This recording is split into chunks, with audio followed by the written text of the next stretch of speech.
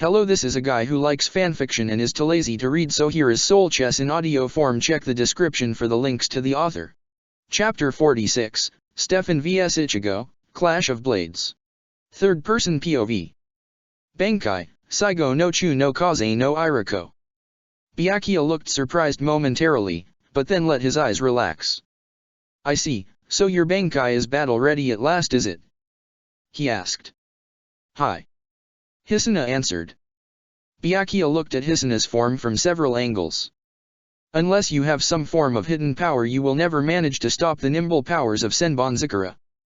Hisuna didn't say anything, she just lifted her gauntleted arm and swung. An anthropomorphic owl's arm formed as if she were using Komamura's Shikai. Byakuya dodged the strike with ease. Taking note of the crevice she had formed in the ground, pointed her hands out over the crevice as if she were a maestro telling an orchestra to raise the volume of their performance. As she did, she held a series of notes like an opera singer. Byakuya had to remind himself that now was not the time to be entranced by Hisuna's singing voice. The crevice seemed to react to Hisuna's lyrical action with the same rhythm. Byakuya could have sworn he actually heard orchestral music during the reaction as the crevice flashed a stream of rainbow colors. Hisuna held the same notes and the crevice reacted again. She sang the notes again. This time a large rainbow emerged from the crevice, but it was not a rainbow of light. Birds? Byakuya looked at what was emerging. Birds indeed. From the crevice in the ground, Hisuna had summoned many different birds of prey, painted to be the colors of the rainbow: red hawks, orange raptors, yellow vultures, green eagles, blue falcons, indigo owls, and violet ravens. They were all packed closely together. Sode Jokioku. Grand Overture. Upon uttering those words, the birds turned hostile and began attacking Byakuya. There were so many of them. It took at least 100 blades just to eliminate a single bird. Each bird was made from reishi and therefore no blood was spilled when one was destroyed. Hisuna continued to sing like she was an opera star signaling a war cry. The birds seemed in tune with Hisuna's voice, as if her notes each carried with them specific commands and tactics. Byakuya was bothered by the feathery fiends, but not overwhelmed in the least. Simple glances and pivotal movements of his body to dodge any bird that got close to him was all he needed to eliminate them. Birds?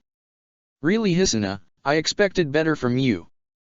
Byakuya thought to himself. However, he soon realized he shouldn't scoff the chirping crusaders so soon.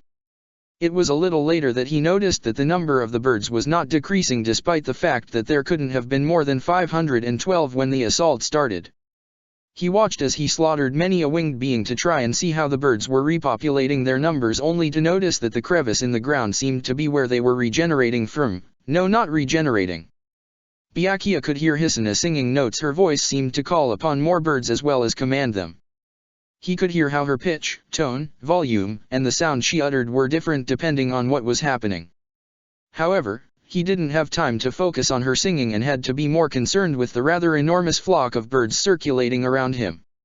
He eventually was forced to use the palm of his hands, doubling his speed just so he could gain an advantage over the number of aviary creatures that were attacking him. Hisuna noticed this and changed what she was singing, leaving the birds to attack on their own accord without any input from her. They wouldn't last long against Byakuya like that, but they would survive long enough with the numbers she had accumulated. As Hisuna sung, the clouds in the sky seemed to converge together on a single point and the sun seemed to intensify. Space seemed to distort in the sky above as Hisuna rose into the air. Byakuya saw this, but couldn't do anything with all the birds swarming around him.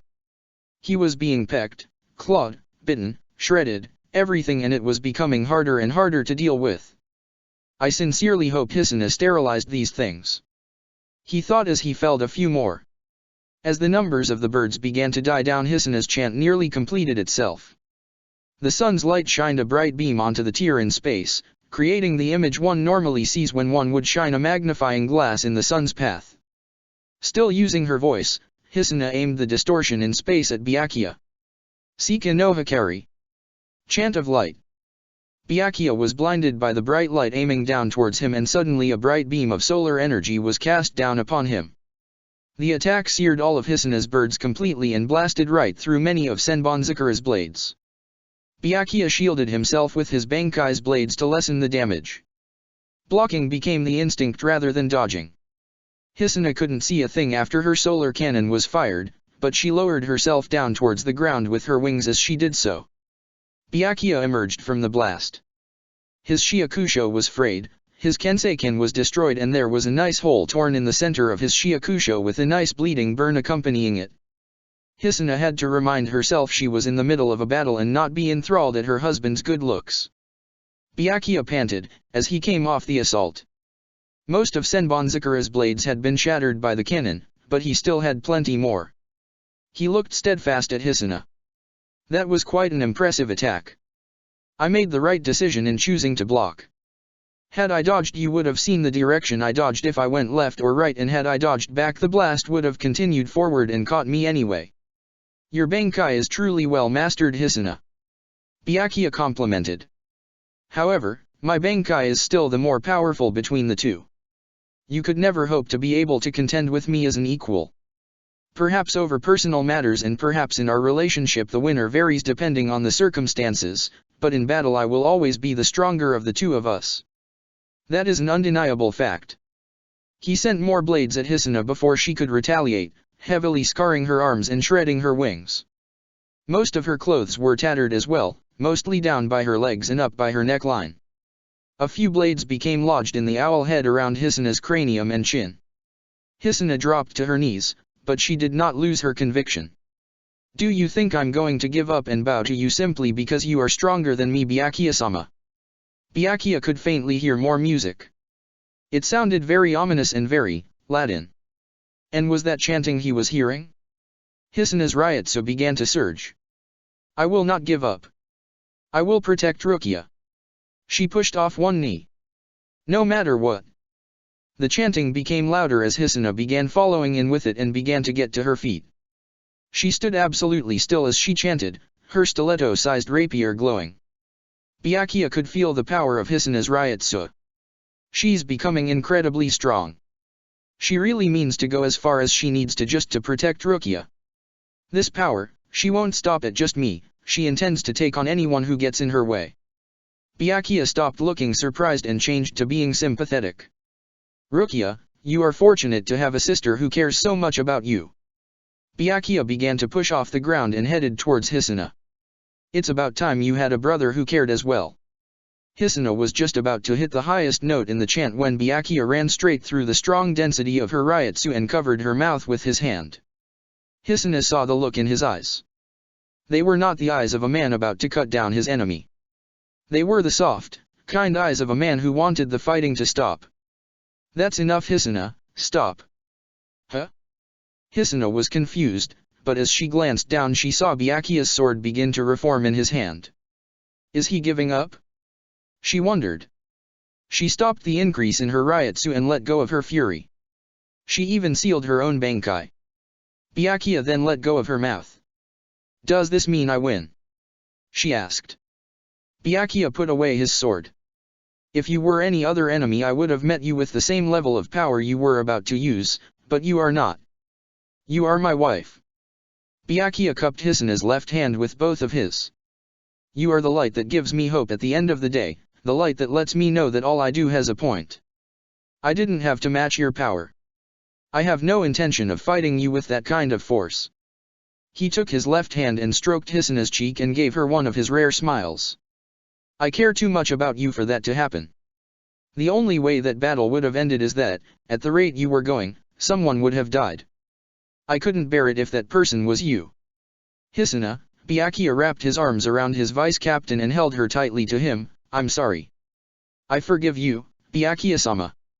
Hisuna told him and wrapped her arms around him. There was a pause as the two held each other. So does this mean I won? She asked. It means that I ended the fight before it truly ended and that I concede to your side of things. Byakuya said to her. Suu, I do win. She said. Yes. Fine. You won. Now be quiet. Byakuya said, irritated. Hisuna laughed. She and Byakuya left each other's embrace. How long do you think we have until the execution? Hisuna asked. I don't know, but with Katetsu Fukutaiko locked up and Anohana Teiko on her way to Sokioku Hill, we'd never get healed in time to do much of anything. Byakuya said. We. Hisuna looked at Byakuya, eyes quivering. If it is your will to protect Rukia, so much so that you would attempt to use excessive force on me and other captains to do so, Byakuya began and then glanced at Hisuna, then I will do my part and protect her as well. Byakuya-sama, Hisuna began to tear up, thank you. Byakuya took a step towards his wife, cupped her cheek and kissed her. It was brief, but it was his way of reminding her that despite the fact that the two of them practically cut each other to pieces, he still loved her. You're such a good kisser. Hisuna told her husband. Well, good to see you two in a good mood, despite everything that just went on here. Byakuya and Hisuna were both alerted to a young-sounding voice walking towards them. A figure strode towards them both, sporting the number 10 Haori.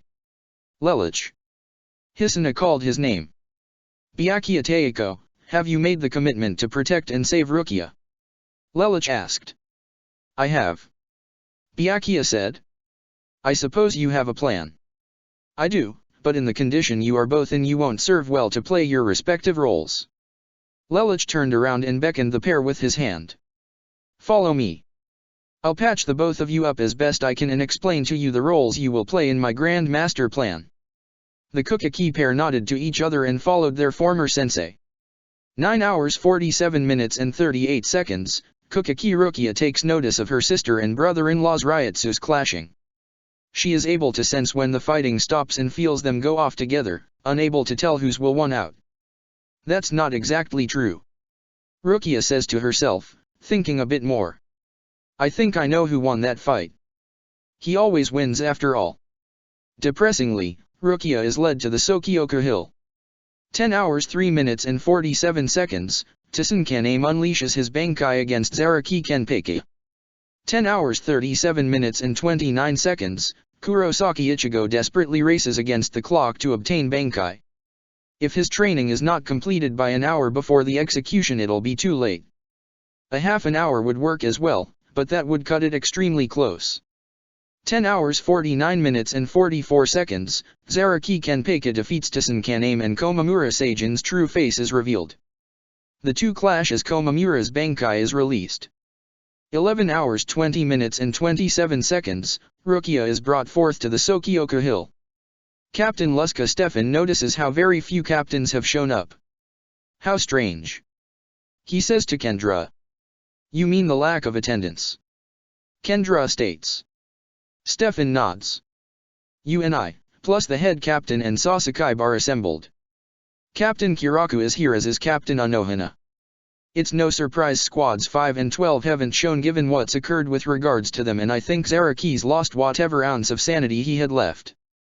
In fact, that seems to be what's keeping squads 7 and 9. The head captain said Lelich Teiko was going off the grid, but I thought he'd be here for the execution. If not him, then at the very least I thought Matsumoto Rangiku might. And what about all the other captains? Where's Captain and Vice Captain Kukaki and Captain Ichimaru? Where's Captain Yukatake and Vice Captain Shiba? I don't know about the Shibas, but I wouldn't want to be attending my sister's execution if I were in Hisuna's position. Kendra replied. As for the proud leader himself, no idea.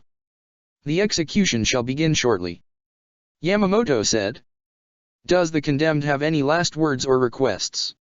Yes, Rukia replied, just one. She requested that Ichigo and the other residents of Karakura town be allowed to return to their home without persecution. The head captain lied and told her he would honor her request. 11 hours 33 minutes and 24 seconds, the seal begins to be undone of the Sokioku. Rukia has less than a half an hour to live. 11 hours 36 minutes and 44 seconds, so iPhone and Yachiroa, with their superior speed, go on ahead to Sokioku Hill. 11 hours 37 minutes and 43 seconds, Momo makes her way to the central 46 chambers, following close behind Ichimaru Jin. The 3rd Division captain seems to be dragging his heels in leading her there. Several times he offers the chance for Momo to ahead of him, but she tells him, with a large smile, that she insists he leads the way. Come on Ichimaru Teiko, let's see what you're hiding. Momo thinks to herself.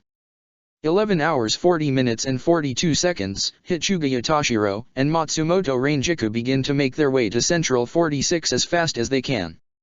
11 hours 46 minutes and 47 seconds, the Sokioku ceiling is finished. 11 hours 50 minutes and 6 seconds, Rukia is lifted into the air to the top of the Sokioku monument. She will die in less than 10 minutes. 11 hours 55 minutes and 59 seconds, the Sokioku is unleashed and begins to take form. 11 hours 57 minutes and 53 seconds, the Sokioku takes its full form and targets Kukaki Rukia. 11 hours 58 minutes and 40 seconds, Rukia begins to think what she believes will be her final thoughts. I am sorry, Sensei. You told me to have faith in you, but I guess your plan failed just like 20 years ago. Fear not though, I am not scared to die. Thank you for trying. She pictured Lelich. Thank you. Hisuna. Thank you. Kion. Thank you. Ichigo. Thank you. 11 hours 59 minutes and 57 seconds, the Sokioku charges towards Rukia and makes to obliterate her. The scene is consumed in a fiery blaze. 12 hours and 5 seconds, a miracle occurs. The Sokioku is stopped dead in its tracks. Its beak is pressed up against a single blade. The blade is shaped like a giant kitchen knife and its wearer bears a cloak with a pendant symbol of the long-since fallen Shihoan family attached to it. The sword's wielder has orange hair. He looks right at Rukia. Rukia opens her eyes, having felt the Sokioku's halt, and witnesses the image of her savior. Hey! The swordsman says. Rukia gasps. Ichigo. She closes her eyes and sniffs. A single tear sheds from her face before she yells. Idiot! What took you so long? I could have died, you moron. If you're going to make an entrance, don't make me wait till the last possible second, you fool. Hey, you're still alive. Everything's going to be fine. Ichigo told her. Tell me, Rukia, you ever heard Lelich talk about his plans as if they were chess games? Rukia laughed. A lot of times. Well, he explained part of his plan to me, and for what it's worth, I'm his opening move. Ichigo said with a grin. Just don't get captured. Rukia joked. Stefan found the situation far less amusing. How the hell did that kid stop the Sokioku with only one Zanpakuto? That doesn't make any sense. My, like father like son it seems. Shunsui chuckles to himself. The Sokioku rears back and screeches. It was stopped once, but it will not fail again. Gearing up for a second attack, Ichigo baits the big phoenix. Go ahead, bring it on. Ichigo, you'll never stop it a second time. Please tell me Lelich has his second move on its way. Rukia stated. Well, they appear to be running late. Guess that means I have to improvise. Ichigo said. This isn't improvisation, it's suicide. You'll get us both killed. Rukia scolded. Ichigo ignored Rukia's advice and charged. Thankfully, before he and the Sokioku clashed, a large blue blast of energy collided with the Sokioku, freezing it solid and causing it to collapse upon the ground. What the heck was that? Stefan looked over to the edge of the hill where Kyokaku was. You guys have 30 seconds, make them count. Kyokaku told Yukatake, Kion, and Sentaro. Kion hadn't shown up yet, it seemed. The captain and his third seats rushed towards the Sokioku. Kendra made to stop them, but Kyokaku blocked her path. Ah, no you don't. Kyokaku told Kendra as she slashed at the vice-captain's drawn blade. You would clash with the vice-captain, how foolish are you? Kendra asked. Only enough to buy a few seconds. Kyokaku glanced at Yukatake and the others where they joined with Shunsui. Hey there, Mr. Handsome, Shunsui said to Yukatake, I was wondering if you were going to show up. It took a while for us to get everything together. We were still debugging this net. Yukatake said. Net? Shunsui asked. Only for Sentaro and Kion to pull out a huge net so large it would be impossible for one person to throw it. This must cover the entire Sokioku. It will neutralize the blade and purge it. Yukatake explained. All right, on 3. Shunsui said. He and Yukatake grabbed the net along with. Right, 3. Yukatake said, and the group tossed the gigantic net over the frozen bird, neutralizing the Sokyoku and causing it to vanish. Just like that, the giant bird was gone. And that would be move number 2. Time for me to execute move number 3. Ichigo said and leapt up onto the stand. Ichigo, what are you going to do? Rukia asked. Isn't it obvious? Ichigo asked, twirling Zanjutsu by its cloth wrappings. This stand is about to tumble down. That's crazy.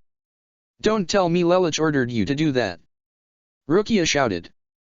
Crazy seems to be that guy's middle name. Ichigo remarked and then thrust Zanjutsu into the stand. There was a flash of blue light and a humongous explosion. When it cleared, Ichigo, with Rukia under his arm, stood on the remnants of the stand. I don't want you to rescue me, you said. Just go home, you said. You know, sometimes you talk too much, Rukia. Good thing I don't listen to you. Now this is the second time I've had to tell you this. I've come here to rescue you, got it? I got it. Rukia said as tears streamed down her face. Good. He responded. Just who is that man? Stefan asked. He's the son of former captain of Squad 10 Kurosaki Ashine, Kurosaki Ichigo, that's who. Shunsui said. Kurosaki. The other captains were shocked and began chatting amongst themselves. Ichigo, what are we supposed to do now? Rukia asked.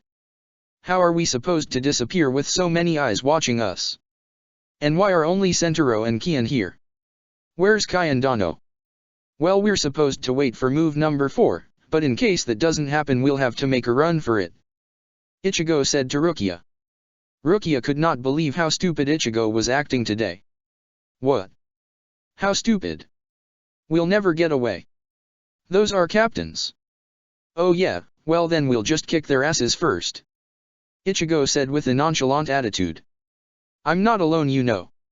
Lelouch and everyone that's been your ally for the last 35 years, except maybe my father, we're all here. Wait, when did you learn about your dad? Rukia asked. Stefan had a slip of the tongue. Ichigo answered. Lelouch told me most of the rest. You could have told me you knew my family. At least then you wouldn't have had to stay in my closet. Well, The sound struggle down below at the opposite end of the hill alarmed Rukia and Ichigo as Kian came running up the hill. Sorry about that, Captain. Kian called. I overslept. And here's number 4. Ichigo grinned. Kian. Up here. Ichigo called to him. Rukia heard Ichigo call his name and saw Kian down below, who gave the 2-finger salute he was always seen using for responses of recognition. Kian Dano. You came. You came to save me. You bet I did. Kian shouted to her. Toss her here, Ichigo. Sure thing. Ichigo said and lifted Rukia up over his head. Wait, toss? Hold on, you're not going to. Catch. Ichigo said and threw Rukia like a football into Kian's awaiting arms. Bakudo 4, Hanawa. Kian sent out the crawling rope and used that to grab Rukia and pull her into his arms. Thank you for flying air, Kian, we seem to be experiencing some turbulence today. Kian said. He saw Sasuke coming after him. Please secure all your personal items and enjoy the ride. Kian disappeared in a flash. Ichigo jumped down to meet the 1st Division Lieutenant head-on and with a straight arm punch knocked him to the ground, unconscious. Kendra came at Ichigo next. She swung at the Ichigo with her blade over his head. Ichigo elbowed her in the chest. Kendra went sailing back, but she gained her balance and did a backwards somersault. If you think I'm as easy as that last guy you took out, you're mistaken. She said. She held her sword out so that it was parallel with the ground. Now kill from the shadows, Akuma Ansatsu. Demonic assassin, Kendra swung her blade to the side, transforming it into a small dagger, like that of former 9th Division Captain Meguruma Kensei Shikai. The blade itself looked like the tail of a demon with its curved edge and jagged spikes along one side. Kendra's Shiakusho slimmed down and became more form-fitting. Her hakama and robes hugged tightly to her, allowing her C-cup chest to easily be noticeable. She charged. Her speed had increased significantly thanks to her sword release and cut down on her outfit. She struck at Ichigo, who used his bare hand to block her fist holding her weapon. He then slid down low and trip-kicked her, sending her off balance before punching her in the face. Kendra went sailing back. She landed against her captain, who had stepped forward. "Ah, Lusca Teiko. Enough, Kendra. It appears I am the one this boy must face," he told her. "But, sir, what should I do?" Kendra asked. "Go and see if you can find Lamperouge Teiko. I don't know where he is, but something tells me he knows a lot about what's going on," Stefan told her. "Yes, sir," Kendra said and took off. Stefan walked towards Ichigo, spinning his blade like Kaian would his trident as he approached the teen. Kurosaki Ichigo. Son of Kurosaki Ishine, former captain of Squad 10 who was condemned and exiled for the endangerment of uncountable innocent souls and blatant disregard for policies and procedures, as well as aggressive assault on the now late Captain Aizen Sosuke of the 5th Division. The fact that you would take up in your father's footsteps says a lot about you, Ichigo, but the notion that you would not disguise yourself is interesting. My father was a noble man. The Phantoms were good people with the right ambitions, but that the Soul Society closed off their minds to the corruption happening right in front of them. That's what Zero told me," Ichigo stated. "If you want to see Rookie alive through this, do not mention that I am Zero. Make a proper distinction between us." Lelich's words rang through Ichigo's head. "And you believe the words of a criminal?" Stefan asked. "My father is a good man," Ichigo stated. "Yeah, he's a bit of a goofball, but he's not a moron. He might act like one, but he'd never blatantly break the law, not without good reason. This isn't for my father's honor though." Ichigo flung off his cape. "This is payback for last time. You are a naive boy," Stefan said as he stood a few meters away from Ichigo and stopped spinning his sword. "You come at me despite your injuries. Don't be a fool. This is the same as throwing your own life away. I am a captain. You are a Ryoka. Even if Soul Reaper blood runs in your veins, you will never hope to best me. We'll see about that," Ichigo said. "Once I defeat you, I shall pursue Shibukayan and I shall execute Kukaki Rukia with my own 2 hands. Stefan told Ichigo. "I won't let that happen," Ichigo responded. "Of course you won't," Stefan mocked. "Now then, I hope you can last long enough that I can get some good exercise. Having had to come straight here from the barracks, I didn't have proper time to do my morning training exercises." He swung his blade. "Bare your fangs, Yajakokyo." Stefan's sword transformed. "Let's begin, Kurosaki Ichigo." Stefan rushed at Ichigo as fast as he could, disappearing in an instant. He attacked Ichigo just over the teen's left shoulder, but much to his surprise he clanged against Ichigo's sword as he struck. "He blocked me?" Stefan dropped to the ground and dodged to the side as Ichigo swung down at him. When did he get to be this fast? Ichigo took a swing at Stefan and missed as the green-haired swordsman used Flash Step to get behind the teen. Ichigo turned and pivoted, blocking Stefan's attack. "I can see your every move, Lusca Stefan," Ichigo told him. He hacked up with his weapon. Stefan disappeared and began to run circles around Ichigo. "Not bad, Kurosaki. I must say you've improved, but you're still no match for one who is concerned the master swordsman of the Seirai. Stefan responded. "He's moving so fast." Ichigo wasn't sure where to strike or parry. "I've got him." Stefan came in and struck at Ichigo's back with a slash before striking across his stomach. He then swung up with a sweeping motion and hit Ichigo in the chest with a ball of energy. As Ichigo went sailing back, Stefan swung across the air twice with his blade, sending 2 blasts of energy at Ichigo. Ichigo deflected the first and dodged the second. Stefan came at him as he dodged and attacked. He slashed Ichigo right in the shoulder. Ichigo stabbed forward, but missed. Stefan came at Ichigo on the side of the teen's unguarded flank and slashed him again. His strike was more powerful than the last time thanks to his Zanpakuto's special ability. He then kicked Ichigo in the stomach and then formed an X in midair with his blade before slashing forward. An arced, orange-colored blade of energy came streaming at Ichigo and impacted on his chest, created an X-shaped wound on his chest. That was now 4 consecutive hits. The damage was getting consecutively worse. Ichigo stood his ground, but Stefan was already coming at him. Ichigo watched the motion of his blade and predicted exactly the technique he was going to do next. It wasn't a surprise as to the motion. He had seen Stefan do it twice to Kion. As Stefan executed the spinning sword slash, Ichigo took a step back and to the side and then swung with both hands at Stefan, who sidestepped, but Ichigo had just set his hit counter back to 1. Stefan came at Ichigo's flank again, but Ichigo parried and poked a huge hole in Stefan's defenses as the captain became destabilized. If not for Shunpo, Stefan would have received his first injury of the day. He leapt away from Ichigo's strike and then circled around the teen and came at him from Ichigo's right and did a leaping jump attack. Ichigo disappeared in an instant and reappeared a few feet away. Stefan launched a ball of energy at Ichigo, but the teen dodged it and began arcing around the 2nd Division captain's space. Ichigo attacked Stefan at the captain's left flank. Stefan blocked and tried to push Ichigo off. "How do you like that? I learned your fancy little Shunpo technique," Ichigo said. "Don't get cocky, you Ryoka." Stefan swung at Ichigo, but the teen disappeared and attacked at Stefan's unguarded side. Stefan got cut right in the arm. It was his first injury of the day. "Are you sure it's not you who's being cocky?" Ichigo asked. "I might be just a Ryoka and a substitute Soul Reaper, but I am also strong enough to defeat you, Stefan," Ichigo declared as Stefan turned to face him. "Just because I'm a Ryoka doesn't mean you should write me off as weak," Ichigo said and then grinned. "Or have you forgotten what my friends did, your elite officers?"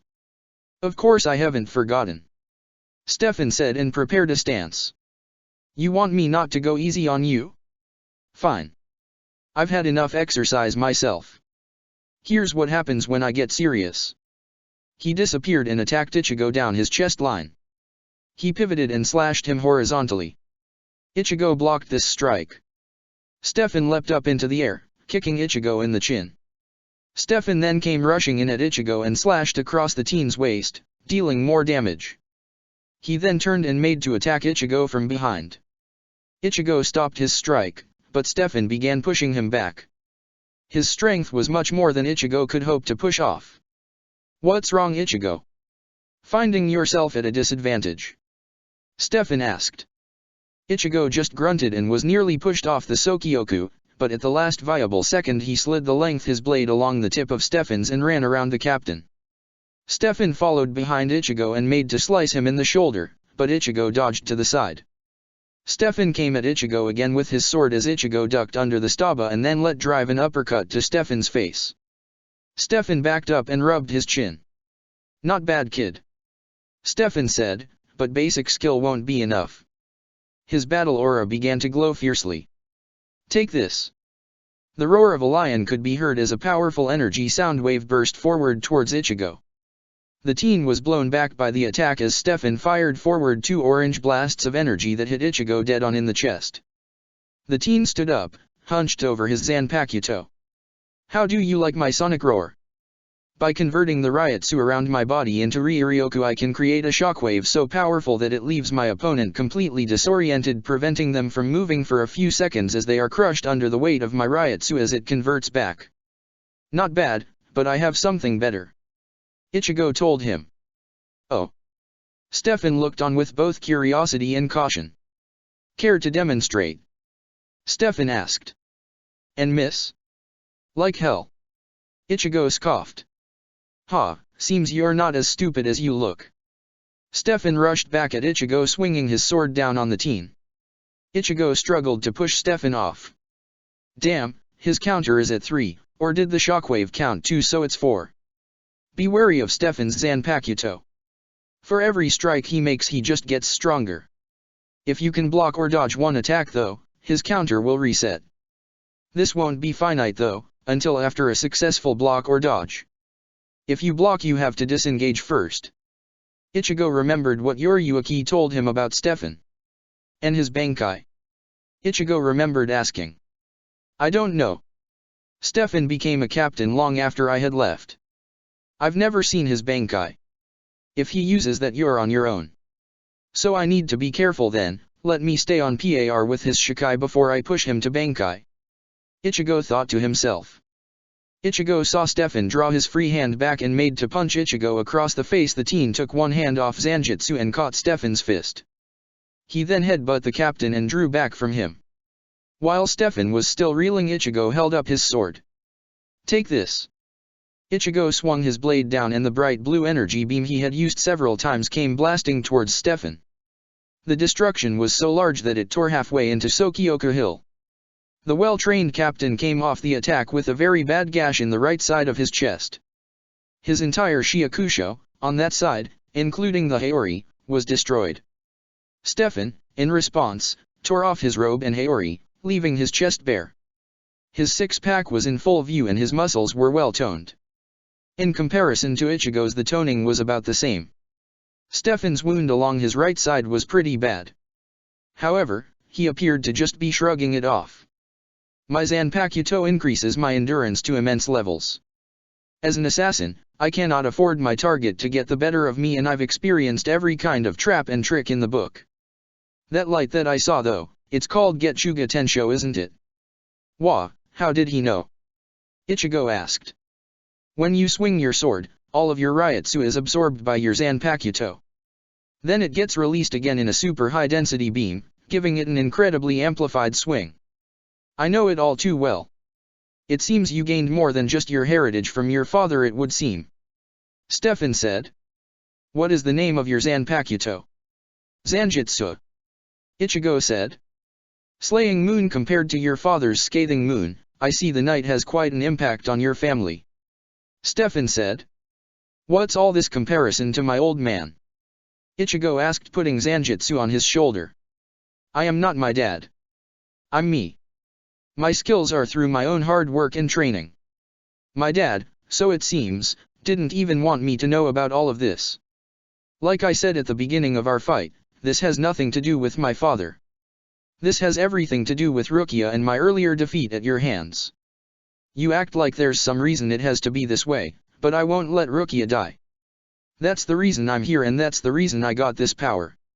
Stefan grunted. "You talk well for an amateur. Whether you have the skill or not, your lack of experience will be what holds you back. I have been captain of the 2nd Division for more than 3/4 of a century. You could never hope to defeat me. In fact," Stefan held his blade down at an angle at his side, "I see no reason to keep up this charade. I will kill you, and I will do so with the method that requires the least amount of time." Stefan surged his orange spiritual power. Bankai. Stefan's muscles seemed to harden and his spiritual power seemed to grow. His wound seemed to clot over as his sword grew. The blade morphed and became bladed on both sides of the blade. An emerald ore coated the flat end of the blade. There were gaps in this ore with special patterns filling the gaps with regular cold steel. The patterns were filled with Stefan's spiritual power. The handle turned from gold to pearl white, and the pommel now had a sapphire jewel embedded in it. The phantasmal outlining of two one-handed swords appeared on Stefan's back. The left sword bore a sharp resemblance to Stefan's sealed Zanpakuto. The right was a spitting image of his Shikai. A tattoo of a lion, the way a caveman would carve the animal along a wall, appeared along Stefan's stomach. Had he been wearing clothes, the tattoo would have glowed through his Shiakusho. Shiretsu Hokori no no Yajokokuo. Fierce pride of the Beast King, Stefan put both hands on his blade and readied it, taking a stance of holding his sword out at his side with both hands on the handle. "Behold, Kurosaki Ichigo, the power someone such as you could never hope to obtain, the power of Bankai." Stefan charged and before Ichigo could blink slashed him right in the shoulder. "He's gotten faster," Ichigo realized. Stefan turned on a dime and came at Ichigo with his sword. Ichigo blocked with Zanjutsu, but was completely overpowered when a blast of energy followed Stefan's strike upon the blocking of the blade. Ichigo structured himself, but Stefan was already behind him and stabbed the ground in front of him, launching Ichigo into the air as the stealth captain's spiritual power exploded around them. Ichigo was tossed about like a ragdoll and completely discombobulated as he flipped through the air. Stefan came down on top of him, both hands on his blade end, swinging his arms like he was bringing a mallet down on a strength test game at a carnival, slashed Ichigo across the back and sent him slamming into the ground. From his aerial position he swung his sword in a downcast motion and rained down miniature shockwaves upon Ichigo's location like a gigantic bucket of water poured into a slotted spoon. Stefan landed on the ground to try and see if Ichigo would emerge. He also taunted him. By now I'm sure you can see the difference in our power. Yajokokyo is an extension of my skills as a swordsman. It decreases my strength and increases my speed and endurance. Through Bankai the penalty to my strength is removed and my speed and endurance are increased further. My stance is also changeable as there are many different ways for one to wield a sword. Such a skill that one with your inexperience would be overwhelmed by. Damn. Ichigo said, getting up from the ground. I thought I could do better than that. I should have known I couldn't do it, just had to try though. A philosophy worthy of Lelich Teiko that he passed on to others over the years. I'm sure it was your father who taught you that. Stefan stated. Now that you've tried, surely you can see that you are outclassed. If you give up now I will spare your life. Struggle. Stefan switched his two-handed blade with his Shikai blade and pointed it at Ichigo, and I will kill you. Who said I was giving up? Ichigo asked, rising to his feet. I just thought it was foolish to think I could beat a Bankai using only my Shikai. That arrogant mouth of yours will be the death of you. Stefan said with a glare. You talk as if you've already achieved Bankai level. Yeah. Ichigo said with a grin. You catch on pretty quickly, Luska Stefan.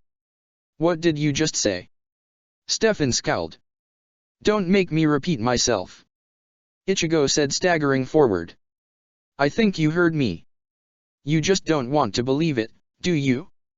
Then again, I don't care whether you believe it or not. You'll believe it once you see it, Luska Stefan. Ichigo swung his sword back behind him. He took a left lead stance and let loose a loud war cry. His blue battle aura powered up around him. A Bankai? Absurd. Stefan scoffed with anger. Though he may be the descendant of the Kurosaki household, a branch family of the noble Shiba clan, the idea that he could obtain a power so vast is inconceivable. His father, Kurosaki Ishine, was one of the first in a long time in that family to reach Bankai. Even the most prominent leader of clan in Shiba history, Shiba Kyan, hasn't even begun the road to Bankai as far as anyone knows. So why him? He became a Soul Reaper by absorbing Rukia's power. He was born a normal human. So how can he reach Bankai so easily as if it's second nature? Ichigo stopped charging his power and brought his sword forward. He grabbed his elbow with his free arm. The cloth wrappings on the end of Zanjutsu's improper handle snaked around the arm, gripping the handle of the sword. Bankai! Ichigo declared. His eyes flared blue and his blue aura formed around him once again. His aura exploded as the energy from Zanjutsu fired forward towards Stefan. He dodged to the side. A dust storm kicked up and Ichigo was in the center of it. His robe was now a long coat with frayed ends, and in his hand was not a large kitchen knife-shaped blade but a long black katana. It was pure black, with a chain attached to the end of it. The guard was shaped like the kanji for manji, which quite literally put the ban in Bankai. So that's your Bankai, is it? Stefan said, swinging his sword to the side to blow the dust around him away. It's rather condensed, I must say. Bankais are harder or easier to control based on the magnitude and complexity of the transformation. Seeing how condensed your Bankai is, I believe I can make some judgments on it already. Judgment 1. Stefan said and disappeared and attacked Ichigo at his right flank. The teen blocked. Your reflexes are enhanced. Stefan held out his free hand and another sword, resembling his Zanpakuto's sealed form, appeared in it. Judgment 2. He struck at Ichigo, who vanished, and then struck Stefan across the back. Stefan blocked by forming his blades behind him in a cross formation. However, Ichigo was able to overpower Stefan's block and push past him. Your speed and combat abilities are enhanced. You are not the first to obtain a condensed Bankai. Besides me, your father's predecessor, Homura Yuna, also had a rather condensed Bankai. I would know since I sat in on her captain's exam.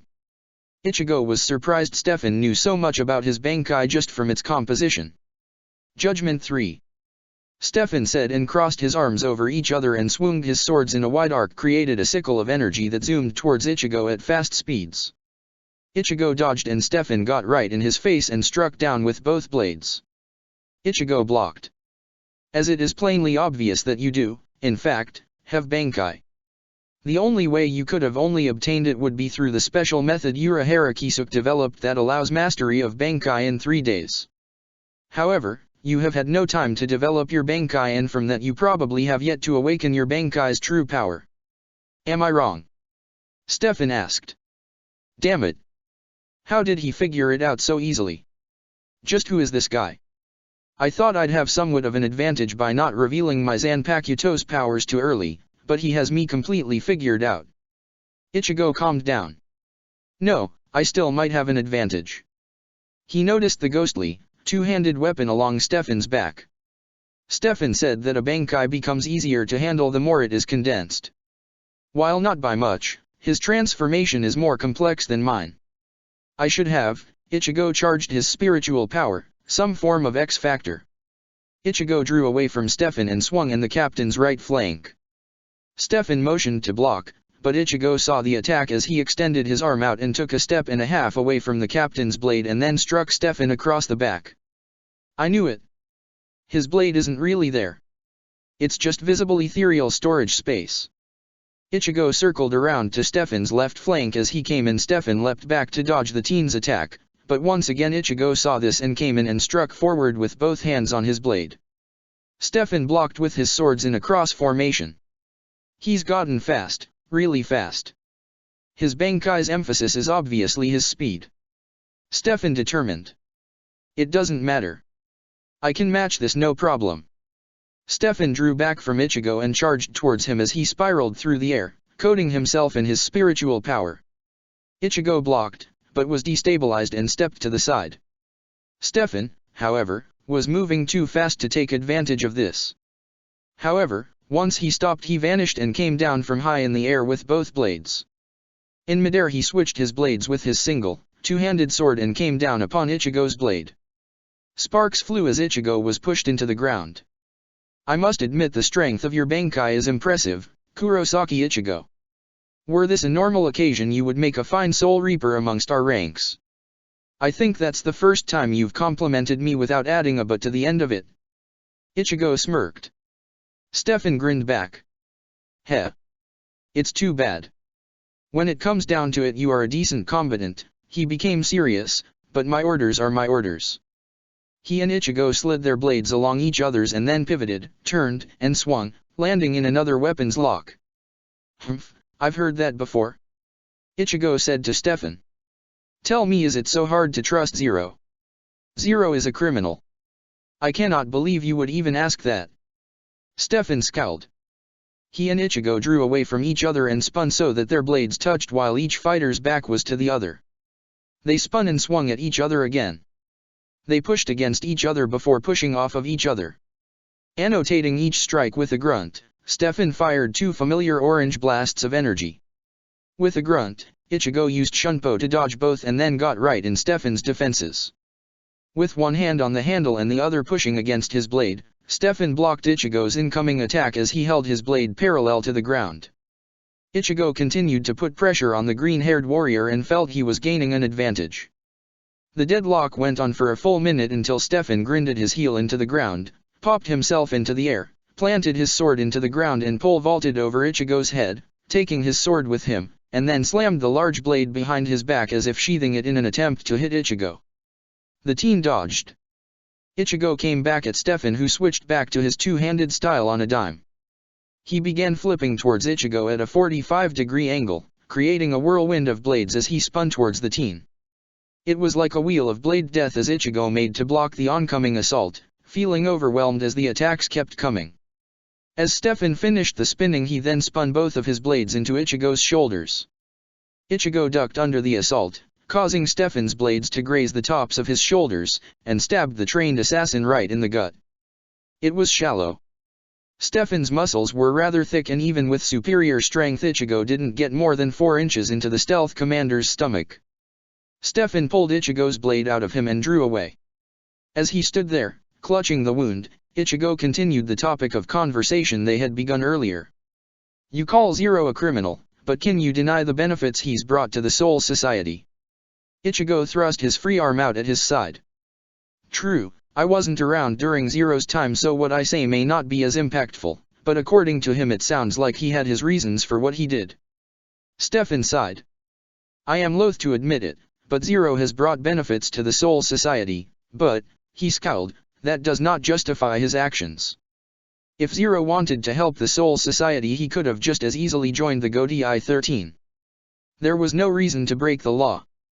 Did you ever think, Ichigo said, readying another stance, that perhaps Zero tried that and was unable to succeed? Just as I am willing to go against the Soul Society to prove that Rukia should not be executed, do you think that perhaps Zero believed that there was something that he could not do by being in line with the law? I agree with Zero. Instead of standing by and watching as innocent people lose their lives, I would fight. I would rather eliminate the threat before me than tell people, sorry you have to die today, but I promise we'll change things real soon. What comes from abusing those who abuse the law by abusing the law yourself? Nothing. It is simple taint that eats away at one's soul and corrupts one's mind until he or she knows naught but blood and carnage. Stefan said. If that's how you see things, then we have nothing more to discuss. Ichigo swung his sword out at his side. Let us settle this the old-fashioned way. The one who wins is the one who is right. There is no reason for me to accept such terms. My defeat will not change how I view things. Do you think I will concede because of your resolve? How utterly ridiculous and naive you are. Enough though, talking is pointless. Stefan put away all of his weapons, the tattoo on his stomach glowed. I will show you the true power of my Zanpakuto. As I mentioned before, Yajakokyo reflects my skill as a swordsman. However, it also reflects my pride as a warrior and my strength and determination as a combatant. And when a battle drags out for a fixed amount of time, Yajakokyo's true power awakens from within me. Behold. This is true power. Stefan's spiritual power surged around him. The orange color turned to a dark forest green, several shades darker than Stefan's hair. The condensed aura flowed out wildly like a rampaging beast. His phantasmal blades dispersed and their reishi began to coat itself around his body, and he gained a long coat of his own. It was patched with various sizes of indigo and lavender hues. Fingerless gloves, with visible knuckles and the center of the back of the hand formed on Stefan's hands. More reishi, thicker this time, formed near Stefan's hand as he held it up and away from his body. A sword could be seen taking form. The sword was about midway in size between a katana and a nodaichi. The blade was sharpened on both sides with the tip curving at an angle like a house cat curling the tip of its tail. The guard was shaped like a skewed V so that one side rose higher than the other. The handle was green and the blade had two threads attached to the end of it with lion furs attached to the threads. Stefan's spiritual power stopped surging. Namikagu, Shin no Ha no Shishio. Wave Cutter, true blade of the Lion King. What's with his transformation, and why did his Ryutsu suddenly get so dense? Ichigo thought to himself, preparing a defense. Prepare yourself, Kurosaki Ichigo. Very few opponents ever bear witness to the true power of Yajakokyo. Zaraki Kenpeki is one of the few who has ever seen it, and he was able to conquer it. Can you? Stefan asked. Ichigo grinned. If Kenpeki beat that form and I beat Kenpeki, then you can bet your ass I can beat it too. Let's go, Stefan, final round. Ichigo charged forward, but as he approached Stefan, the man was already behind him and Ichigo was cut deep in the shoulder. As Ichigo turned to fight back, Stefan slashed him up the middle and then let fly a flurry of punches into Ichigo's torso. After 7 clean hits, he drew back his fist, empowering it with Ryutsu, and punched Ichigo hard in the chest. Ichigo went flying back. He then plunged his blade straight into Ichigo's gut and swung up at angle. Ichigo made to swing, but he completely missed.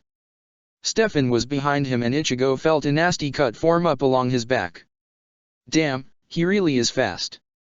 I think he got even faster ever since he revealed his Namikagu to me, Ichigo said and grinned, but that doesn't matter. I can go a little faster too. Ichigo fought with all his might and attacked Stefan, but the green-haired warrior kept on him. He slashed at Ichigo with a leaping strike, which Ichigo blocked and then let loose 7 quick thrusts into Ichigo's body. Ichigo was getting completely overpowered and he was unable to match Stefan's superior skill and power. What's wrong, Ichigo? Stefan asked. Getting tired? I suppose that's possible. Under the thick dense ryotsu that comes along with unleashing Namikagu, my speed and strength go at the apex of their skill. Do not feel bad, your skill is admirable, but you could never hope to beat me. Stefan charged his energy and released it. A roar followed that blew Ichigo back and along the ground. Ichigo lay on the ground beaten and broken. He lay on the ground, trying to get up, but it was pointless. He was too badly damaged. Damn it, I can't feel my arms. My sword feels heavy. I can't move my legs. Stefan began twirling his blade up in the air as he had done when his and Ichigo's battle first started. Something feels off about this whole thing. My true form does make me faster and my attacks more lethal, but it shouldn't make you as tame as a kitten by comparison. I guess it's like I thought, you are at your limit, Kurosaki Ichigo. Stefan switched his blade to his other hand and held it out in front of the teen. I commend you for coming this far, but that's all there is to it. It's over, Kurosaki Ichigo. It's quite a shame. If you were granted enhanced endurance by your Zanpakuto the way mine does for me, perhaps you would have stood a better chance. He began to bring his blade down to run Ichigo through. Move, I have to move. Move. Damn it. Why am I here? Why have I come all this way? It's all for nothing if I don't win. I want to win. I need to win. Che. An alien voice stated as Ichigo's arm lashed out and grabbed Stefan's blade. A white mask began to form upon Ichigo's face. I thought I told you already. It's a big problem for me if you get yourself killed. That's impossible. Stefan said, marveling at the sight of Ichigo being able to grab his most powerful blade barehanded. Who or what are you? The alien voice laughed. You wanna know who I am? The voice laughed again.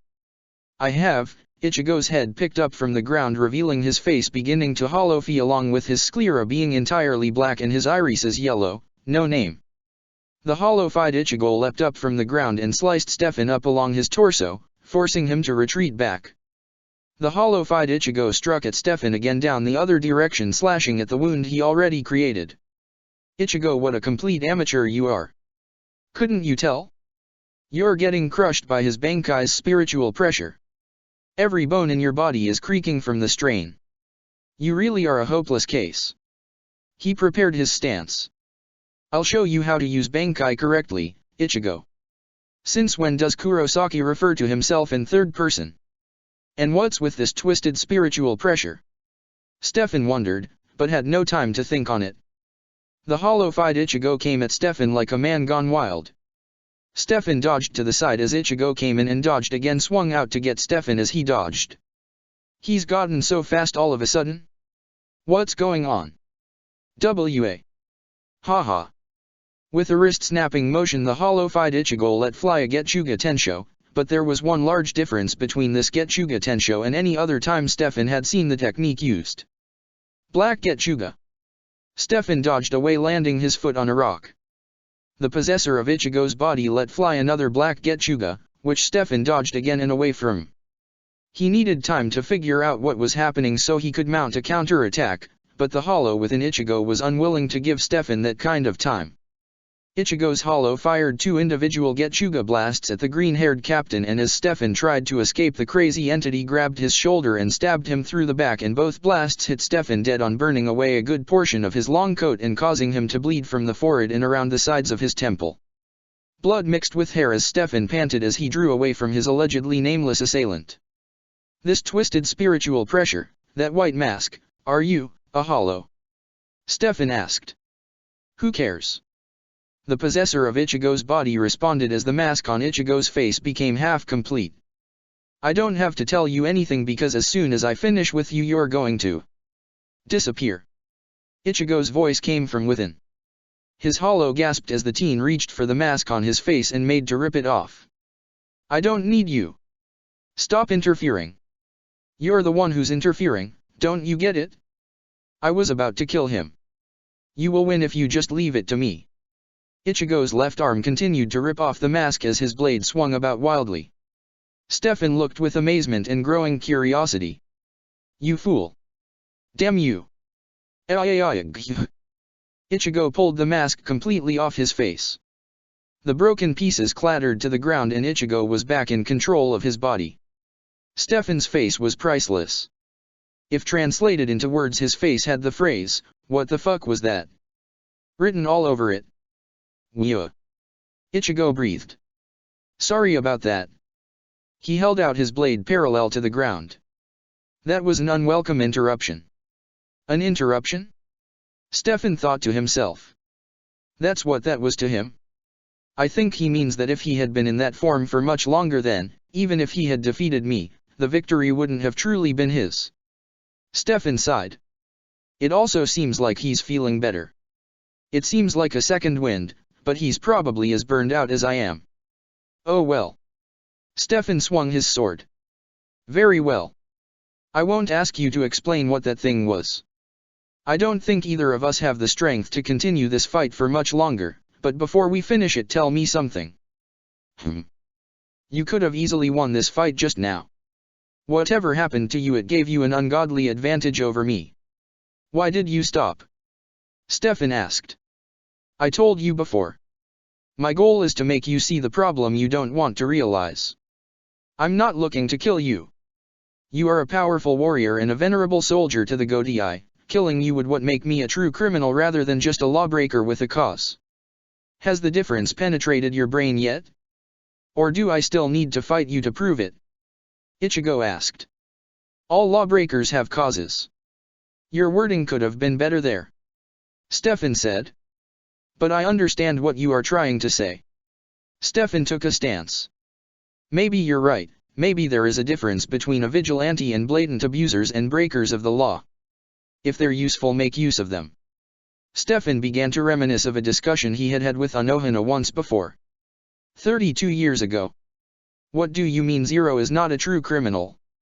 Stefan asked, irritated. I know what I said. Anohana stated. However, there is a fine line between vigilantes, lawbreakers, and criminals. A criminal is someone who breaks the law and seeks to do harm by breaking the law. This is usually done for selfish ambitions. Lawbreakers break the law just because they feel empowered or esteemed simply by breaking the law. Vigilantes are different.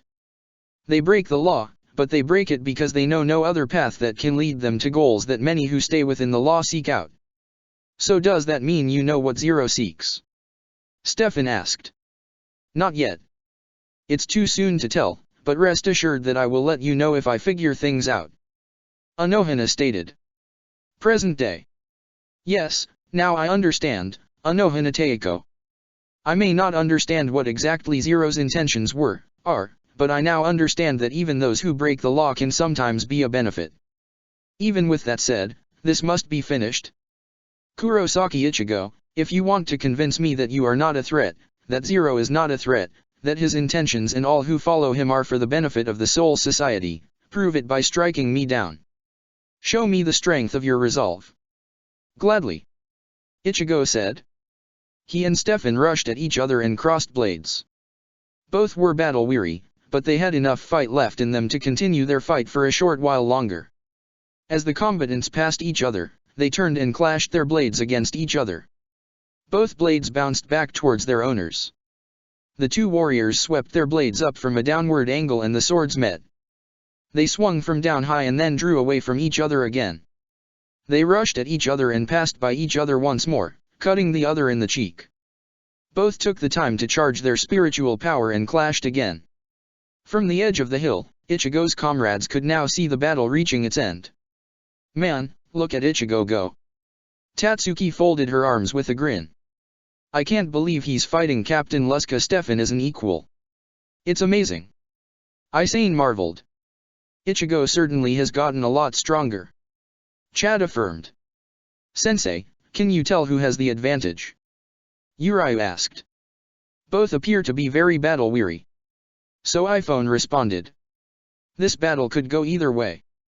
Ichigo's victory is entirely up to him. Ichigo and Stefan continued to fight as their blades continued to clash. They slashed and turned their bodies to the side as their blades created sparks from the exchange. Both were becoming incredibly fatigued. A single slash from either would be the deciding factor. They stood apart from each other. Both charged their Ryotsu as much as they could. Let us end this with one final attack, Kurosaki Ichigo. Stefan said and began to pour all of his spirit energy into his blade. Works for me. Ichigo said and followed his opponent's lead and did the same thing with his spirit energy. When both had charged they zoomed forward. They moved faster than even the supernaturally trained eye could see and appeared on opposite sides of each other. Ichigo bled first. Blood shot out of his shoulder like a water balloon that had just been popped. Ichigo leaned his body on Zanjutsu's blade. I won't fall. Ichigo told himself. Stefan bled next. Blood shot out of his back as he staggered forward in a daze, finding it difficult to stay balanced. He put his hand on the side of a rock and bent down on one knee. He looked at the singed blade that was his Zanpakuto. Kurosaki Ichigo has incredible strength, power, and determination. I was wrong to compare him to his father. A chip formed in Stefan's blade. He is his own man. I am honored to have been defeated by a warrior such as him. The chip grew wider. The battle is over. I have lost. Stefan's blade broke off at the base of the blade and the blade shattered, leaving Stefan to hold a stump of a weapon that was no more threatening than Ichigo's after Hisuna had broken his. Stefan stood back on his feet. Kurosaki Ichigo. He spoke. Ichigo used his sword like an old man would use a cane and faced Stefan, whose back was to him. Because of your free spirit and reckless abandon you have broken my sword. I concede to your point. Stefan sealed his Bankai. His long coat disappeared and his sword returned to its sealed state. Stefan's bare chest was once again in full view. He sheathed his blade and looked at Ichigo. Perhaps you are right. Perhaps there are some individuals that break the law, Stefan smiled, that aren't so bad after all. Stefan walked towards the edge of cliff and then vanished from Sokioku Hill. Wait, so that's it? Ichigo asked in his head. I won. I won. There was a passing of a few seconds as a feeling of elation as realization hit. I won. Ichigo let out a war cry so fierce and so proud. It was as if his body was unleashing all the pain he had suffered since the battle began and was just happy to be alive. While Ichigo's comrades went to his side to have a little chat with the reckless teenager, Momo continued to follow Jin through the central 46 chambers. She was surprised when she saw all of the dead council members. What? What is all of this? Did you do all of this? She asked Jin. Answer me. Jin didn't respond and just led her on. This way, Momo, don't be bashful. There's someone here you'll be delighted to see. Delighted to see? What is he talking about? Momo wondered. She followed Jin down to the living quarters of the Central 46. It was an otherwise unrestricted area if the members weren't all dead. What's going on here?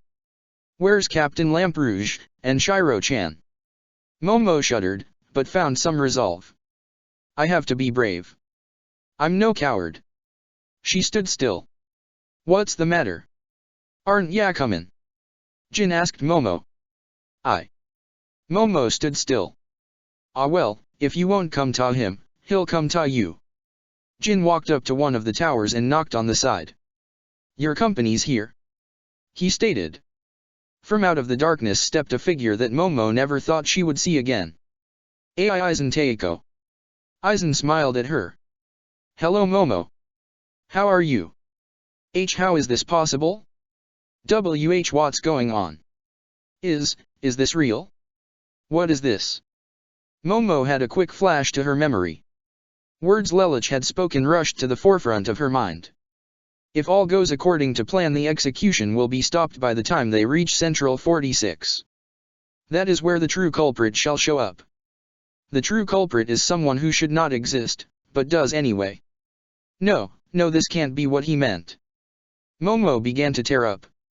But, he told me it would make sense when the time comes, he told me, why? Why is this happening? Oh dear, that's not the reaction I was expecting at all. Jin said. I thought she'd be overcome with joy at seeing ya. Yes, I as well. What's the matter Momo? What has you so upset? Momo stared at the floor. So that's how it works. She was growing hysterical. That's why I never saw it until now. You're just like me, like Lamperouge Teiko. Momo's body began to shake as if silent nervous laughter was collaborating with it. You wear a mask, don't you?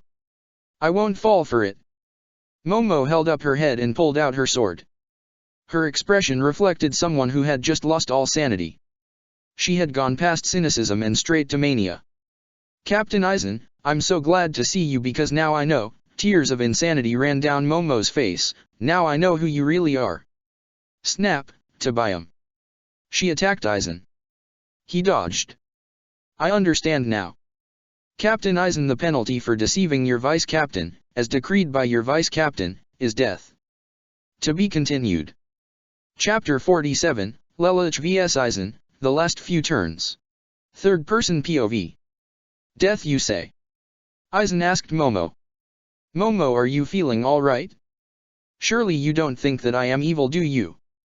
Momo's mind was far too feral to think rationally. Aizen's words were lost on his vice captain.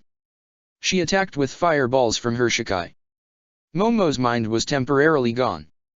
Kill. Kill. Kill. Attack. Attack. Attack. Sensei was right. Sensei was right. Momo's mind chanted these words and phrases, and other words and phrases relative to them, over and over again as she lashed out at Aizen. Aizen was too secure in his own power superiority to fight back. He would wait until Momo burned herself out and then strike her down. Momo, with tears of rage and frustration, sent fireball after fireball at the supposed-to-be dead captain. Her accuracy was horrible as her rage just had her randomly throwing fireballs everywhere. Damage to the structure was increasing. Oh my, Jin noted as Momo continued to fly off the handle, she's really angry. How interesting. Aizen continued to either dodge or deflect Momo's attacks. Just what caused her to be like this? Why wasn't she overjoyed at seeing me? I was her world, her master. A thought crossed his head and Lelouch's image with a crafty smile placed over the teen's face crossed through Aizen's mind. Of course, it has to be him, but why, when did Lelouch figure me out? After coming out of his thoughts, Aizen realized Momo was preparing a spirit chant to a particularly high-level Hado. He stopped her by cutting her down. It was a simple deep slash across her stomach and one particularly harsh one down her back. Unfortunately for Aizen, his timing could have been better. Momo. Hitsugaya and Rangiku burst into the room. Oh look, company.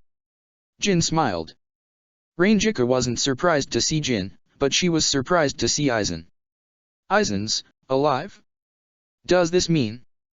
I just saw him cut Momo down.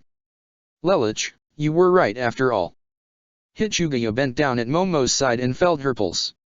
She still had one. She was injured, but she would recover. Shiro-chan. She said weakly. It's okay, Momo. Hitsugaya said softly. I'm here now. Things are going to be okay. Fukutaiko. I know. Rangiku said, drawing out her blade. No, get Momo out of here. What? Are you crazy? Aizen's a captain, you're a third seat. I'm well aware of that. However, Rangiku, when you were instated to your position, I was much less skilled than you were, but over the years I became much more powerful. The captain said promoting me would cast unnecessary eyes upon me. I think this is what he was talking about. Hitsugaya said and began to charge his spiritual power. I won't say it again, get Momo out of here, because I can guarantee you that once this goes down you won't want to be within 10 square kilometers of this battle. And I can't guarantee I won't drag you into this and kill you by mistake. His riot, so, it's definitely captain class. Lelouch was planning this from the beginning. Captain, just how long have you known about Aizen? Rangiku asked herself. All right, don't go dying on us. Rangiku said and picked up Momo to prepare to leave. Sending away your superior, Aizen noted, for a child prodigy you certainly are foolish. You won't be mocking me in a second. Aizen, you're going to pay for what you did to Momo. Lelouch was right. All this time Aizen's been lying to everyone, Momo, me, the Goti 13, all the other Soul Reapers, everyone. You deceived us. I never looked at it that way, but perhaps if you were more like Zero you would have been able to see past my facade. Aizen told Hitsugaya. I was well aware that Zero had it out for me. His first two instances, while minor in action, were a setback to plans I had set in motion. He declared to unearth corruption that the Godai could not see. He began working his way in from the farthest reaches of Rukonga, circling in until he would be finding corruption within the Godai itself. I couldn't let myself be discovered then, and I took care of Zero. By disabling Kurosaki's Hine and foiling Zero's plans, he hasn't been seen in 20 years. Momo meant nothing to you, did she? She was just a pawn in your twisted scheme. That's why you tried to deflect her to blaming Lelouch Teiko. He was in your way. He's an intelligent captain, and with all that's happened to him you figure more pressure will just make him crack. I hate to break it to you, but Lelouch Teiko is too clever to be beaten or fooled by the likes of you. And neither am I Bankai. Ice formed over Hitsugaya and he gained icy wings, a tail, and arms, and he froze everything in the general area. Daiguren Hyarin Meru. By this time Anohana came rushing onto the scene to see what was going on. Hitsugaya charged forward and stabbed his sword straight through Aizen, freezing him solid. However, Aizen's Kyoka Suijutsu was in effect, and through deception he struck down Hitsugaya in one blow. Damn it, Hitsugaya said as he fell to the ground, Momo, I've failed you. I'm sorry. What a beautiful sight. Aizen said. It's the wrong season, but I rather like seeing snow this time of year. Aizen Teiko, Anohana called out to him, but retracted her statement, no, that's wrong. After what I've witnessed it wouldn't be right to call you captain any longer. Aizen Sosuke, your title is High Trader. Well, hello Captain Anohana. Aizen said to her. I have to admit that your arrival is not completely unexpected. I knew you'd figure out that I was staying here. It was the only explanation. The Central 46 chambers are completely off limits to everyone. It was the perfect place for you to carry out the plans you had in mind. You needed to stay in isolation after you staged your own death. And this was the perfect place for you to go completely undetected, wasn't it? Anohana asked. That wasn't his plan at all. From the shadows, a new figure entered into the chamber. Am I wrong, Aizen? Lamperouge Lelouch. I figured you'd come here too. Aizen told him. Your intelligence begets your understanding to the world, and you have an advantage none of the other captains do. If you're talking about Kyoka Suijutsu, I know all about it. Lelouch said. I ran into Anohana Teiko on the way here. I told her all about it. Aizen, let us settle this right here and now. Face me. Lelouch declared. How does he know about Kyoka Suijutsu? Aizen wondered. A certain blonde shopkeeper came to mind.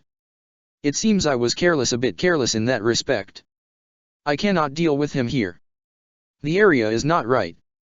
As much as I would like to, I don't have time to deal with either of you at the moment. Jin threw out a length of ribbon and it began to spiral around Aizen and him. Lelouch, if you truly wish to put an end to all of this, you'll just have to track me down, won't you? Aizen disappeared. What do you plan to do now? Anohana asked him. Lelouch looked around. He saw the fallen Hitsugaya and the blood stains that belonged to Momo. Set up a Tentiakura and inform the entire Godai of Aizen's treasonous actions. Lelouch stated. I will go to Sokioku Hill. Inform them of the truth. Lelouch handed Anohana a letter. Read this word for word when you give your message. Lelouch left. Anohana understood and watched Lelouch leave. She began to inform all of the Godai about Aizen's treasonous actions, explaining that he wiped out the Central 46 and his transgressions towards the Soul Society. Many Soul Reapers were alarmed by this. The Phantoms were less surprised, but somewhat kicking themselves in that they were unable to trust Lelouch, realizing that he had been right after all. Many captains began making their way back to the Sokioku Hill. Atop the aforementioned hill, Kyan was holding Rukia in his arms, having been brought to the top of the hill by Kaname Tissen. Lelouch had instructed the blind captain to wait until the Hogyaku had been extracted from Rukia before revealing his true nature. Lelouch needed Aizen to almost win for his plan to work. He attempted to snatch victory from Aizen from the jaws of defeat, before Aizen even realized that Lelouch had reversed the entire situation around on him. Put Rukia down, Kyan, and step away. Aizen told him. Kyan snorted. Oh, so you think you're Mr. Big Shot now that you're out in the open, huh? Well, if you want Rukia, you'll have to pry her from my cold dead fingertips. That can certainly be arranged, Aizen stated. He drew out his sword and made an advance on Kyan and Rukia. Kyan drew out Nijibana and leapt away, receiving a wound in his arm as Aizen slashed at it. You certainly are a tenacious man, Shiba Kyan, Aizen told him. When I created Metastasia, I thought for sure that you would be swallowed up and that the Shiba clan would follow the collapse of the Shihoan clan soon after, but Lamprouje Lelich saved you from that fate, didn't he? However, I was able to manipulate you in fighting the Ryoka. Perhaps if you hadn't, he might have already saved Rukia a while ago and you wouldn't be in this position right now. I can make up for it starting now. I won't let Rukia go, Kyan told him. How admirable, but I don't think you fully understand the position you are in, Shiba Kyan. You see, it is hard for me to control my power. It's hard to step on ants without crushing them. No, it would be better to say that you are not unlike an ant fighting the sun, Aizen told him. How poetic. I've got a nice little poetic statement for you too, go to hell. Aha, I see that you have become somewhat like Urahara Kisuk, laughing in the face of your own destruction, Aizen said and took another swing at Kyan. The Shiba clan leader dropped to one knee. But I'd save that sort of laughter for another occasion. Now then, please hand Rukia over if you will. Kyan clutched her tighter to his body. Never. I will never hand Rukia over to you, over to anyone. I swore I would protect her. Rukia is the only thing I haven't screwed up in my life. I failed to protect Miyako from Metastasia.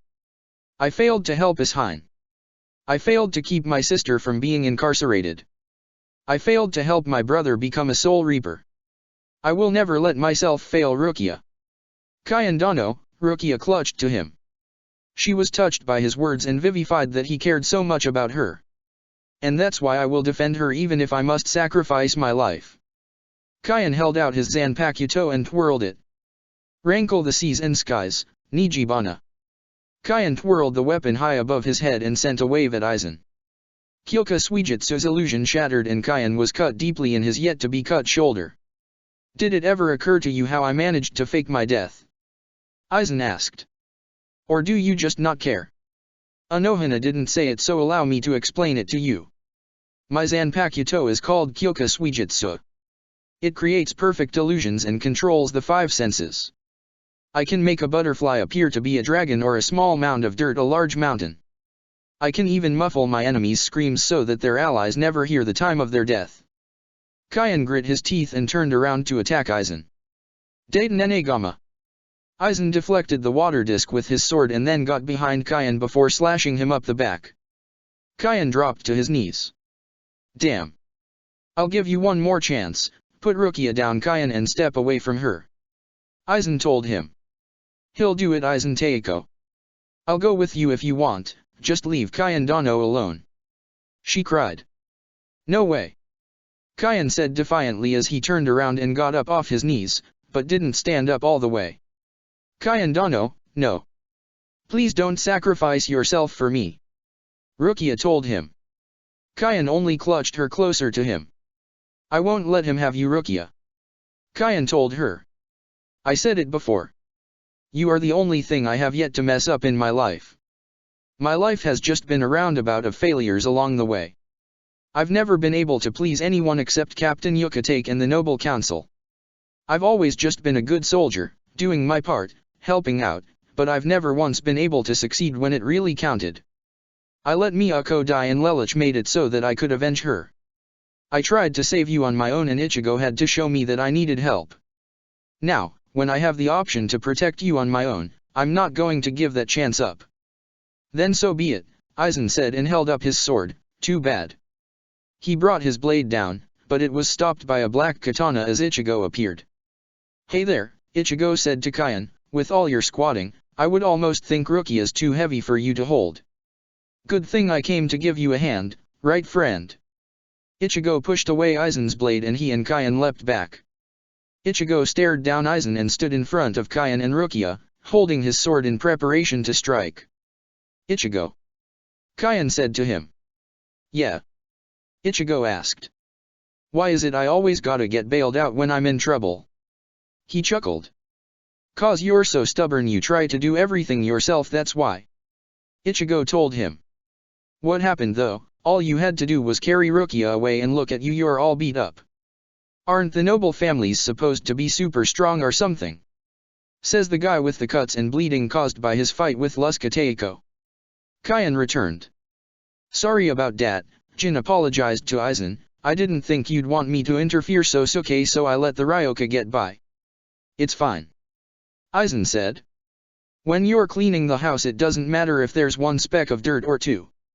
Ichigo and Kaien both faced forward towards the brown-haired Soul Reaper. So, this is Aizen then? Ichigo asked. That's him all right. Kaien said. Do you think you still have enough strength left to get away? Ichigo asked Kaien. Running? There's nowhere to run. Kaien told him. Aizen would catch me in seconds in my condition. Kaien put Rukia down behind him and Ichigo. I'll try to create an opening. Hit him with everything you've got. We'll have enough time from our ploy to get away. Heh, who needs to get away, together we can do anything. Ichigo said to Kaien. Quit being so arrogant, Aizen's got a lot of experience and plenty of power, not to mention you just came off a fight. Stick to the plan, okay? Kaien asked. Speaking of plans, where the heck did Lelouch wind up? Ichigo asked. Beats the heck out of me. Kaien responded. I thought he'd be here already to confront Aizen, but something feels off. Well, let's just try to not die. Ichigo said, glaring at Aizen. I like that plan. That plan sounds good. Kaien responded. He held up Nijibana. I'll be your backup. You've got an edge with Bankai. He told Ichigo. Ichigo agreed. Kaien prepared his first attack. Daten Enegama. He sent the water disc forward and circled around Aizen's flank. He sent out a wave, called it back and sent it out. Ajisai Dai Kojui. The whirlpool went spiraling towards Aizen as Ichigo came in. Unfortunately for both Soul Reapers, Aizen was far too skilled to have been caught by their little ploy.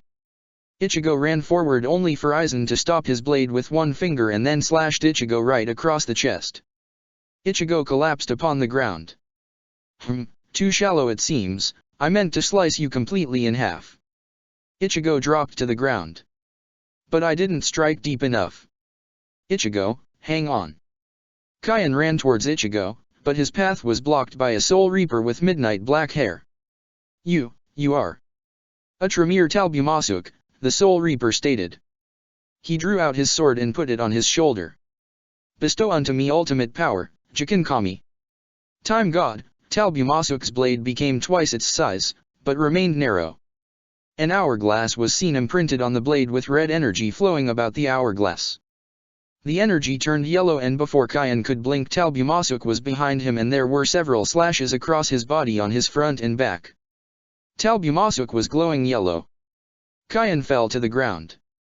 The one power that all are affected by, time. The glowing stop pod. Good work Talbumasuk. Your skill has become rather impressive.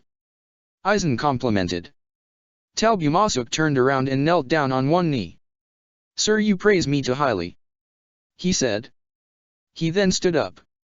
Now then, Aizen said, let us continue where we left off. Aizen approached Rukia and dragged her towards the center of the hill.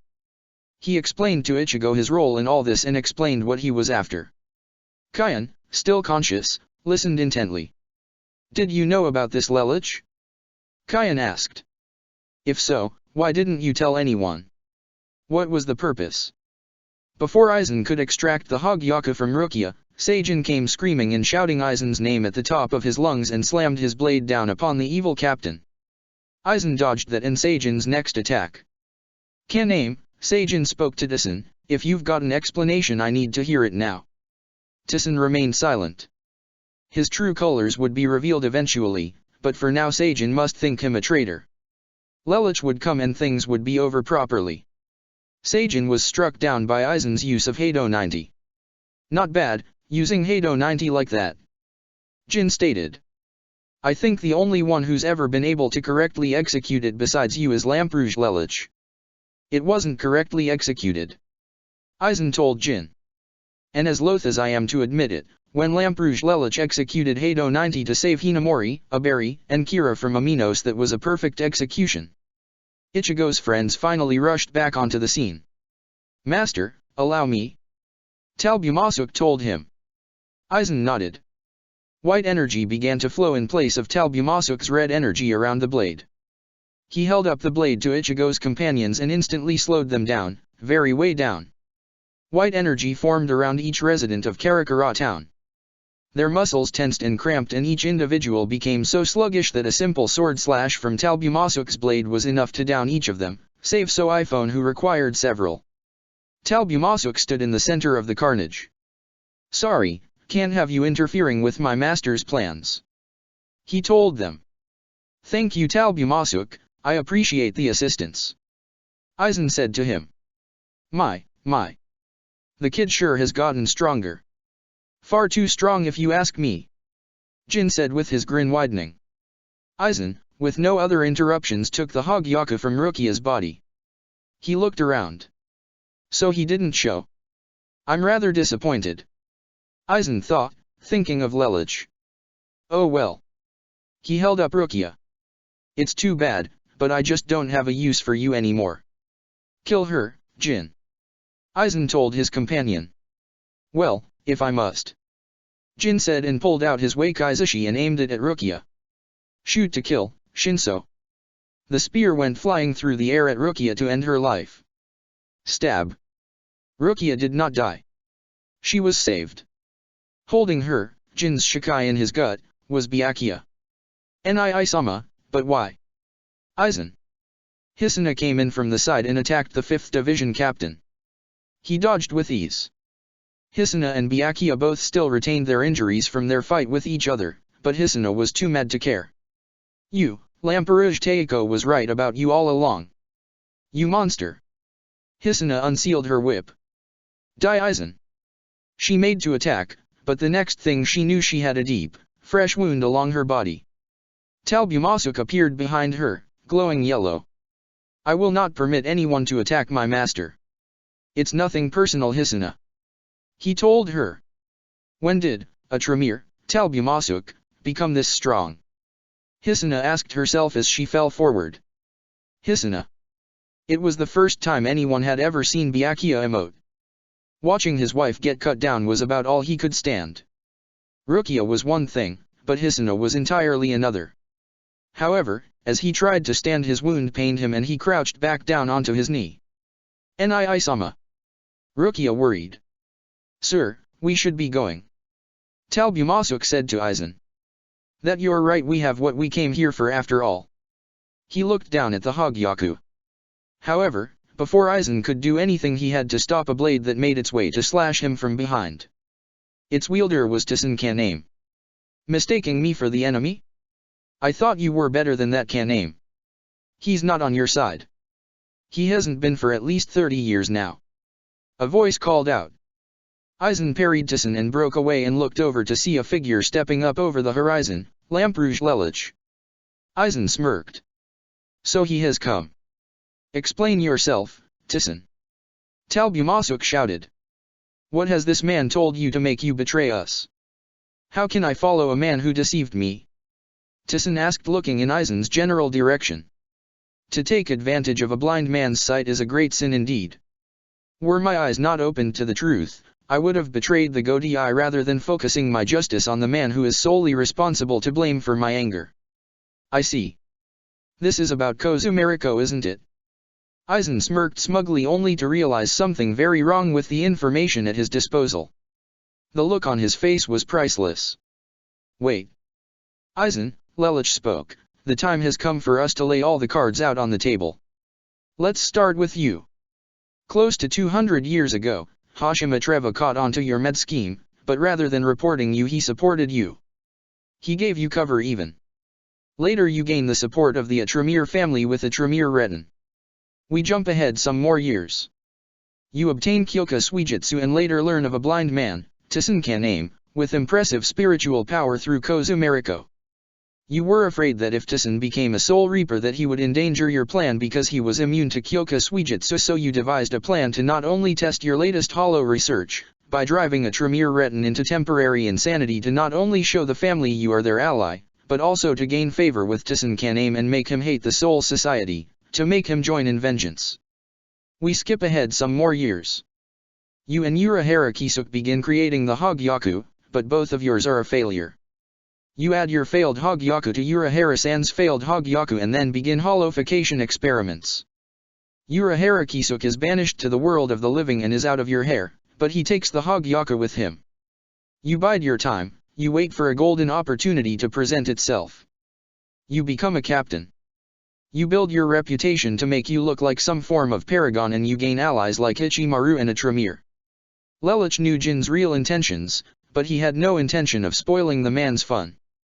Over half a century ago you create Grand Fisher to see if you can create a hollow with super keen intelligence. What? Ichigo grit his teeth. Then this man is to blame for my mother's death? With that plan a success you continue your research. 40 years ago you create Metastasia and set him loose. It serves its purpose and you move on. And now we come to 2 months ago. You observed, carefully, the way in which Rukia acted with her sister and brother-in-law. Then you sent her to Karakura town, where the Hogyaku was and her wish to become a normal, non-noble being was granted. You sent her there specifically because it was the birthplace of Kurosaki Ichigo, whom you have carefully watched since the moment of his birth. Lelouch continued. Say what? Ichigo could hardly believe his ears. And why not? The man is the son of both a Soul Reaper and a human. Such a thing is a very rare occurrence. You had to investigate. Lelouch continued. You invade the Central 46 and use Kyoka Suijutsu to slaughter their members. You have Rukia conveniently found and brought back to the Soul Society to be executed so that you could obtain the very orb that is in your hand. You knew that Kurosaki Ichigo would invade the Siriti to rescue Rukia. You used that as a distraction to get what you wanted. You even went so far as to fake your own death and now you have everything you need. It's a perfect plan, but you made one mistake. Lelouch said and flung his arm out at his side. And that mistake was that you crossed paths with me. From the very moment you sent Urahara Kisuke to be banished I have worked to trip you at every turn, stop you at every juncture and counter your every move. I played by your rules and settings, simply because I had no problem in doing so. You always wanted a rival Aizen. Lelouch said and threw his arms out at his sides, palms facing Aizen. Well, here I am. How commemorative. Aizen said with a grin. I'd give you a medal if I could. And since we're talking about cards on the table, allow me to talk about you. I brought you to the Siriti as a man on my honor and you became a Soul Reaper through your own ability. I watched you for a while, wondering if perhaps you could be useful to me. I saw the man you were inside and after Akarimari died, to test the powers of Avastolords. When Homura Yuna died, I figured that, having lost your closest companion, you would see that the Soul Society was not the best place for you and that you would join me in my rebellion, but it seems that I must have miscalculated because you stayed ever resistant. For 70 years you avoided me. I thought you would turn me in or expose me, but you did not. That was wise, for it would have been you who was found guilty. As you matured, especially after you obtained Bankai, I thought about eliminating you and covering it up using Kyoka Suijutsu, but I did not for one simple reason. So you could feel important when your plans succeeded today, right? If you beat me in plans you would feel as if nothing could truly stop you. You are secure in your superiority. That is what you want to say, right? Lelouch asked as his arms hung out at his sides and he walked calmly towards Aizen. However, surely you must wonder how it is I know so much about you. You may talk calm, but inside you are curious, frustrated that I could unravel your plan so easily. You knew I was becoming a threat to you, but it was your ego that let me live. You believed I could become a proper rival, but I don't think you ever realized just how much of a dangerous rival I was. Aizen, Lelouch drew out his sword and slung it over his back, releasing Iin Tamashi without calling her name. He then clapped his feet together and flung his arms out at his sides like he would if were posing after a big speech. Allow me to show you my true form, a form that will reveal to you just how much of a threat I have been to you all this time. Lelich's riots flared everywhere tremendously. Bankai. Lelich transformed into his Bankai's form, looking so much like Zero. Hisuna, Byakuya, Jin, Talbumasuk, Ichigo, and Renji all watched as Lelich emerged clad in his Bankai form. Byakuya was the most shocked out of everyone, whether he showed it or not. Zero no Seishin no Iin Tamashi. Lelich flung his right arm out at his side. This is it. This is the endgame. To be continued. Chapter 48, Lelich vs Aizen, Checkmate. Third-person POV. Everyone watched Lelich clad in his Bankai's form. Byakuya, as his surprise at seeing Lelich continued, showed genuine astonishment upon his face. Lamprouje Lelich, the individual that he had looked up to all throughout his childhood, was in fact Zero. If the costume didn't give it away, the fact that Zero was in the Bankai's name did. Lelich, is Zero? This has to be some form of joke. Lelich is the most clever and most well-respected Soul Reaper in the Soul Society. What reason would he have to become Zero? Byakuya's astonished face returned to its natural unfeeling one. Then again, I don't think any of us could have expected Aizen to be as twisted and corrupt as he is either. Lamprouje Lelich, is Zero. Talbumasuk grit his teeth.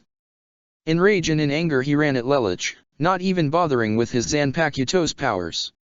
Zero. He shouted. Lelich looked straight him and with his telekinetic ability stopped Talbumasuk from charging, lifted him into the air and flung him towards Aizen, causing Talbumasuk to roll along the ground. He got up and began panting, clutching the shoulder that he had just landed poorly on. Anger clouds one's judgment. Had he been thinking, I might be just like So iPhone and Ichigo's Nakama right about now. Lelich noted. So, he's really Zero, is he? Jin asked in his head. Now that's certainly a twist. Lelich looked back at Aizen. Well, what do you have to say? Aizen looked rather unimpressed. So that's the reason, is it? I suppose I should be more surprised, but seeing you take a form so closely connected to Zero, thereby confirming my suspicions that you are, in fact, Zero, combined with everything else now makes perfect sense.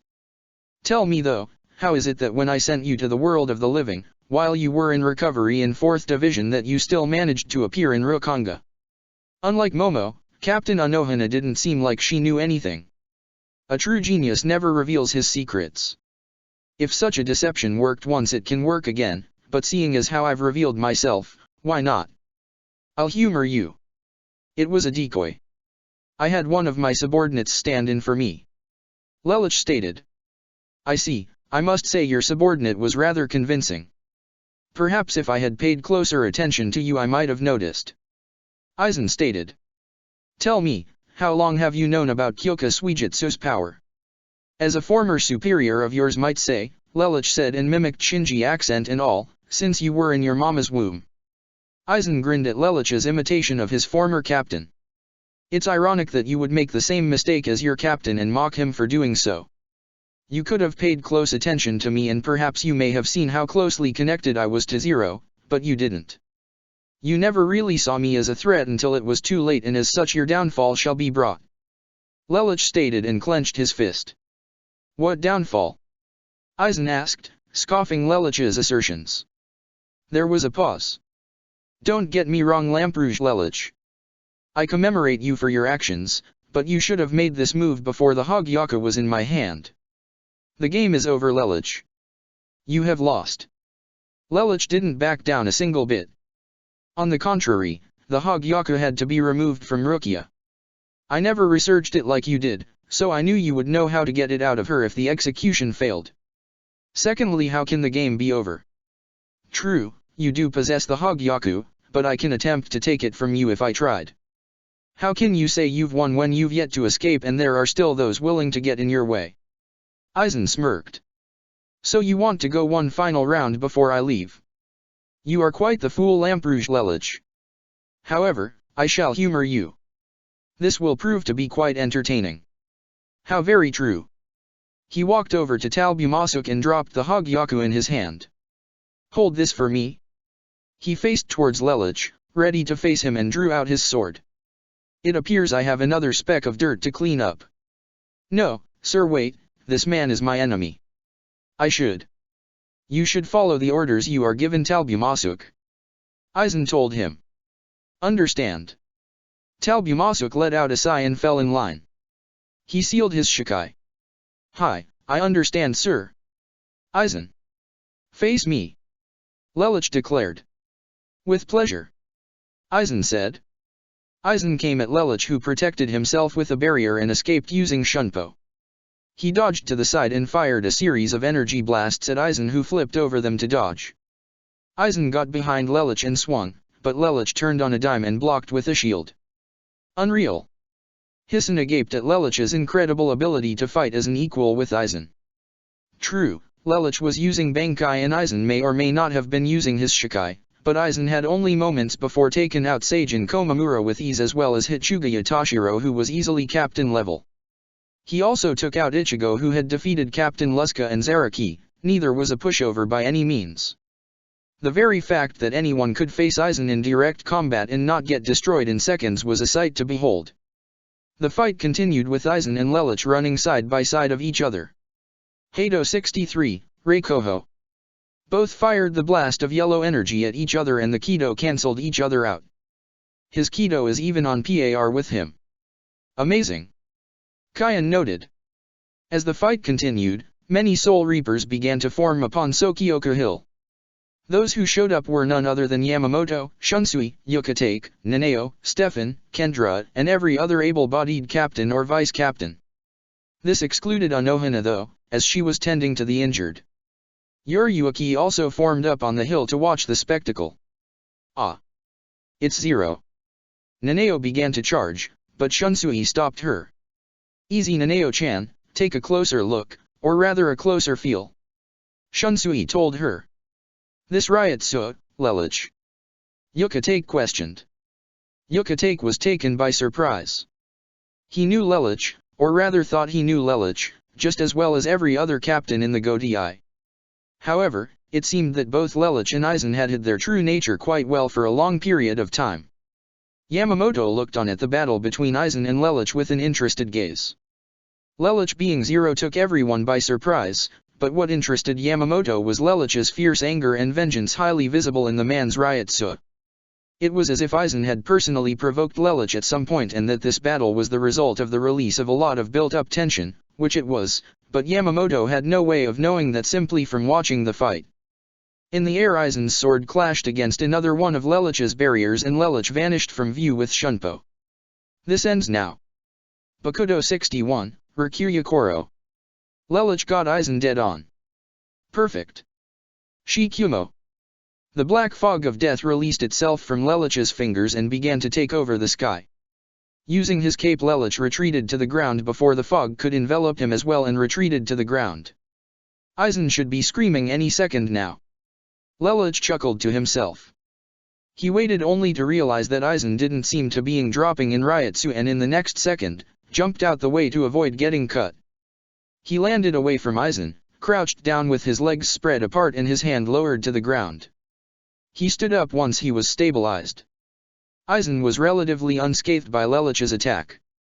All that had happened was that his Haori had been dissolved unto nothingness. His glasses had been dissolved as well.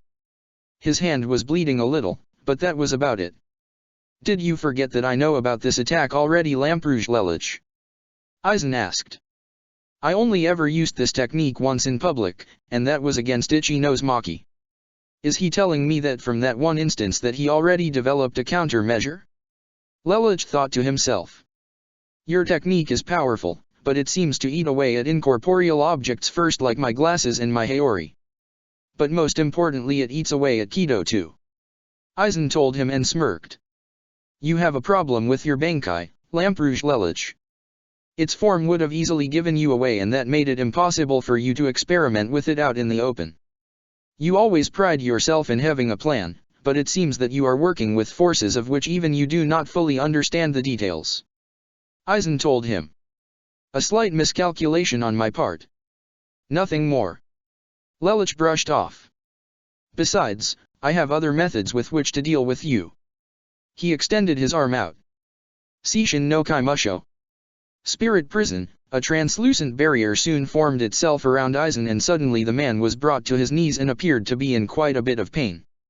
Lelich cackled at the sight and pointed at Eisen in sadistic earnest. "Yes, that's a good look for you, on your knees in intense pain as you are crushed under the weight of your own spiritual pressure. In the end your own power only served to be your eternal downfall." Lelich continued to laugh maniacally. With great effort Eisen struggled to bring up his head and look at Lelich. "Struggle all you want. You will never break free of your power." Lelich swept his arm across his body and clenched his fist. "Those with power are cursed to be consumed by it. And you are one of the most powerful people of all." He extended his arm out to Eisen. "You never once could have fathomed that one day your own power would be turned against you." However, Eisen kept pushing through Lelich's attack and tightened his fingers. "Heido 90, Kuro Hitsuji." Lelich gasped as the black coffin rose out of the ground and encased Lelich from all angles.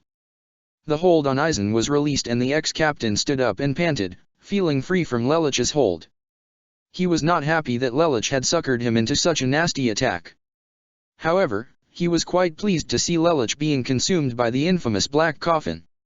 However, an echo from within the Kido brought a surprised expression to Eisen's face. "Shokin," it said as Ryotsu began to surge from within the coffin, "Kinshi." Forbidden summoning, all the Soul Reapers looked up as the sky darkened. High in the air a crimson portal tore open in the sky above the black coffin around Lelich, bearing down on it like a giant frisbee. An anchor connected to whatever dimension the portal opened into dropped itself from the portal and into the coffin. A portal resembling a hell gate began to open up on the ground. Slowly, the chain began to retract in a loud roar, unlike a hollow's and any sound that all known creatures in the animal kingdom could be heard. The chain retracted completely and a large claw burst through the coffin before Eisen's Kido burst apart completely. The eyes of all the onlookers of the battle widened in sheer terror as an ebony-skinned, nightmarish fiend appeared where Heido 90 had recently been cast. It was as large as Komamura's Bankai. It had 4 thick legs like an elephant and its ankles and thighs were buckled like a squatting cat. Its body was stationed behind its 4 legs with a long worm-like tail sticking out from behind it. Its body was shaped like a pistol with the creature's head where the end of the barrel should be. The creature's head consisted of 2 piercing yellow eyes and large sharp fangs. At the base of the creature's neck, on either side of it were 2 holes that seemed to be extra nostrils because above those holes were a pair of larger yellow eyes, and below the creature's head, on its stomach, was a larger mouth consisting of large sharp fangs with. Each fang was the size and sharpness of a Zanpakuto. The large mouth was concealed by twisting tentacles. The creature's head as a whole seemed to be below the shoulders. Its 2 arms connected to where the shoulders of the fiend should be.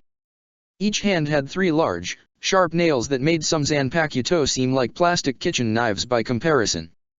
2 tattered bat-like wings growing out of the creature's back. Lelich was standing atop the giant creature. "Behold Eisen. My greatest technique. Witness the power of an otherworldly nightmarish horror. Behold as it crushes you under its very power." Lelich and the creature were linked by telepathy. A simple thought and the creature would carry out Lelich's commands. It began by slamming its large hand down to crush Eisen, creating a powerful shockwave. Eisen took to the air to dodge. "Do not think that will save you," Lelich said and raised his arm up towards Eisen's general direction. The creature looked at Eisen with its smaller head and exhaled jet black flame towards the man. Bakudo 81. Danku. Eisen blocked the flames with his Kido. Lelich commanded his large nightmare pet to attack Eisen as it leapt up into the air and attempted to bifurcate Eisen with its powerful claws. It missed, but barely, as the tip of its claws scraped along Eisen's back and created a very visible wound just underneath the kanji imprinted on the man's Haori. The creature landed on the air and roared, sending out a deafening shockwave. It then galloped towards Eisen and swiped at him again, once again missing, slicing him apart, but it managed to nick Eisen in his sword arm. Heido 73, Soren Sakasui. Eisen attacked Lelich's pet demon with the twin lotus flame, but the creature swatted the attack away with its massive arm. "You should give up, Eisen, or at the very least come a little closer," Lelich taunted. "You won't get anywhere by distancing yourself from me or my loyal servant." Eisen, however, was simply deep in thought. Most impressive. Lamperouge Lelich has indeed grown well, but if this is his greatest technique then it is all downhill from here. I hate to be the bearer of bad news, but this is the end game, Lelich. You lose. Aizen told him. You're bluffing. Lelich said, only for Aizen to come in before Lelich could even blink and take a nasty sword swing right at Lelich's eye line. Instinctively Lelich dodged out of the way, by bending over backwards, but he already knew that he was about to start fighting a losing battle as he saw Aizen sailing past him. Aizen is a captain. Lelich said to himself, reviewing the last 2.5 seconds in his head. He knew I would dodge that slash, but he purposely aimed at my eyes and came in far too fast for me to counter. There's no doubt in my mind that he activated Kyoka Suijutsu during that strike. Lelich sighed and clapped his hands together, dissipating his pet into bits of reishi, and began to descend towards the ground. Is he giving up? Aizen wondered. Or perhaps he was lying about his greatest technique and is preparing another. I'm wide open, Aizen. Lelich thought with a smirk on his face. Take your best shot. Aizen, not willing to take a chance, came straight at Lelich from an angle and landed a deep gash in the left side of Lelich's abdomen. I win. Aizen smirked. Lelich could practically tell what Aizen was thinking. You'd think that, wouldn't you? Hado 88, Hiri Yujikazoku Shintenreiho. Lelich missed, of course, and the resulting shockwave sent him careening into the ground on his back. Lelich used Shunpo to get as close to Ichigo as possible.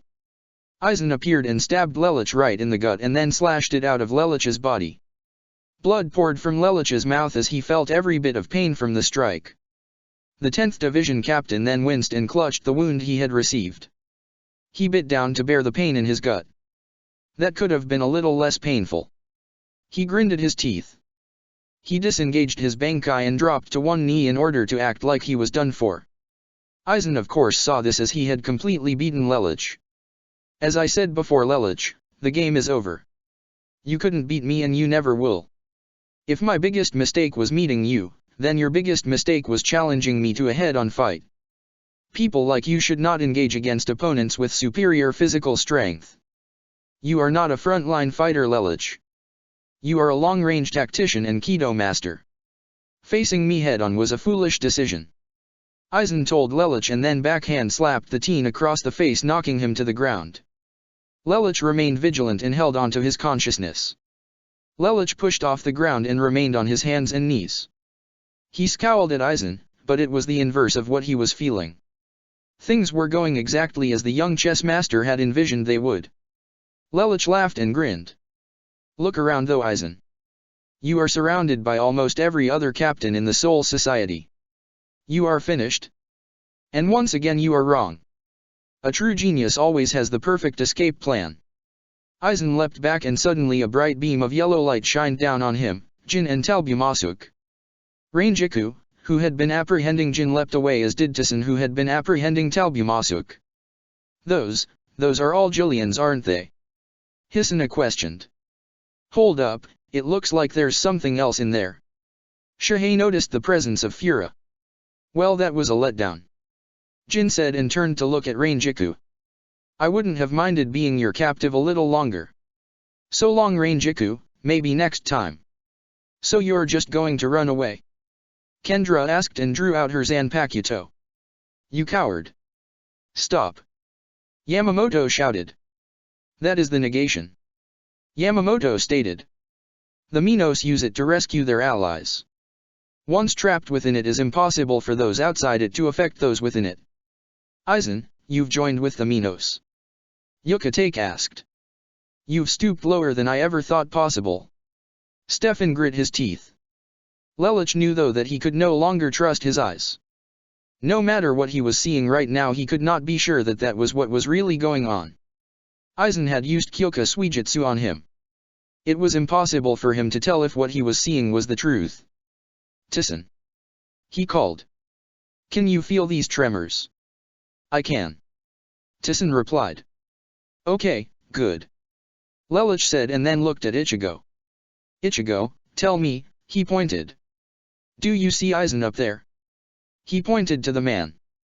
Of course I see it. Ichigo shouted. What did Aizen do? Blind you? Lelich sighed with his eyes closed. Good, then all objectives have been cleared. It's time I made my final move. Lelich reached into his robes and pulled out the flying device that Yoryuki had given him. Fly. The object opened its functional mouth and snaked itself around Lelich's arm. A dragon wing extended off of Lelich's arm. He took to the sky. The time had come for him to unleash his final move. Here I go. He headed into the air and started rising steadily with Aizen. Hey, wait. Ichigo called only to cough up more blood. Ah, Teiko. Rangiku called out, wondering what Lelich was prepared to do. Just what does that idiot think he's doing? Hisuna wondered. Hello Aizen. Lelich smiled, flapping in the air as he hovered at Aizen's eye level. Come to say goodbye, Lelich. Aizen smirked. I've come to stop you. Lelich declared with a grin. Stop me. Aizen scoffed. What could you possibly do? Aizen said, running his hands through his hair, creating a completely different hairstyle. There is nothing you can do. I've won, you've lost. It's over. You've fallen victim to Kyoka Suijutsu. On top of that, you have lost your edge. Wrong, Aizen. Lelich said. It is over. In fact, I have you right where I want you. You're bluffing. Aizen laughed at the absurdity of Lelich's statement. Am I? Take a look at yourself, you have nowhere to run or hide. The negation has you completely boxed in. Lelich stated, pointing at Aizen with his left arm. And protected. Aizen reminded Lelich. Not absolutely. Lelich said with a smile. He went to remove his contacts. I have longingly waited for this moment. In fact, this leaves you wide open for my final move. Lelich removed both contacts. Aizen. Kill yourself. Aizen, having no idea what to expect, only seeing the emblem of the geese reflected in Lelich's eyes, asked, What's wrong with your EY? The geese took hold and Aizen was forced to obey Lelich's command. I understand, Master Lelich. Jin and Talbumasuk were both shocked at hearing this. Jin even opened his eyes. Everyone watched as Aizen drew out his sword. Sensei. No. Talbumasuk shouted. Stab. Aizen's blade penetrated straight through his heart. However, Lelich's orders were for Aizen to kill himself, and while a Soul Reaper could survive with minor heart damage, it was not enough. Aizen gripped his sword harder. Sensei. Stop. Talbumasuk shouted. Your pleas fall on deaf ears. Lelich grinned. Aizen is under a form of hypnosis more powerful than his own. He cannot counteract it. Sensei. Talbumasuk shouted again, only for Aizen to slash his own blade out of himself, damaging his heart so severely that it stopped beating. Aizen's Shiakusho became stained with an abhorrent amount of blood poured from the rebel's mouth, and Aizen collapsed onto the ground. Kyoka Suijutsu slid to the edge of negation, whereupon the blade vibrated momentarily before snapping in half. Jin's eyes opened completely and Talbumasuk's eyes turned so wide a magnifying glass would almost needed to be used to see his irises. It was official. Aizen Sosuke had just died. Well, that was certainly unexpected. Jin commented. Everything was silent. Only the hum of the negation and the occasional grunt from Aminos Grande could be heard. All the captains stared in shock at what had just occurred. Nanao even cleaned off her glasses and readjusted them to make sure that she wasn't seeing things. I don't believe it. Kendra stared.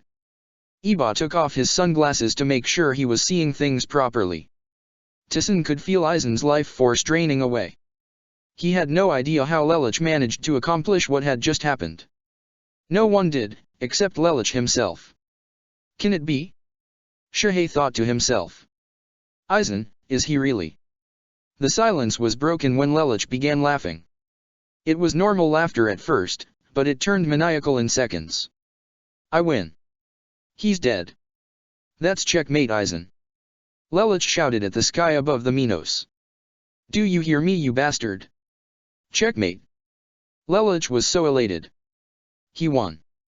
His plan had worked perfectly. Aizen had been defeated and Lelich was victorious.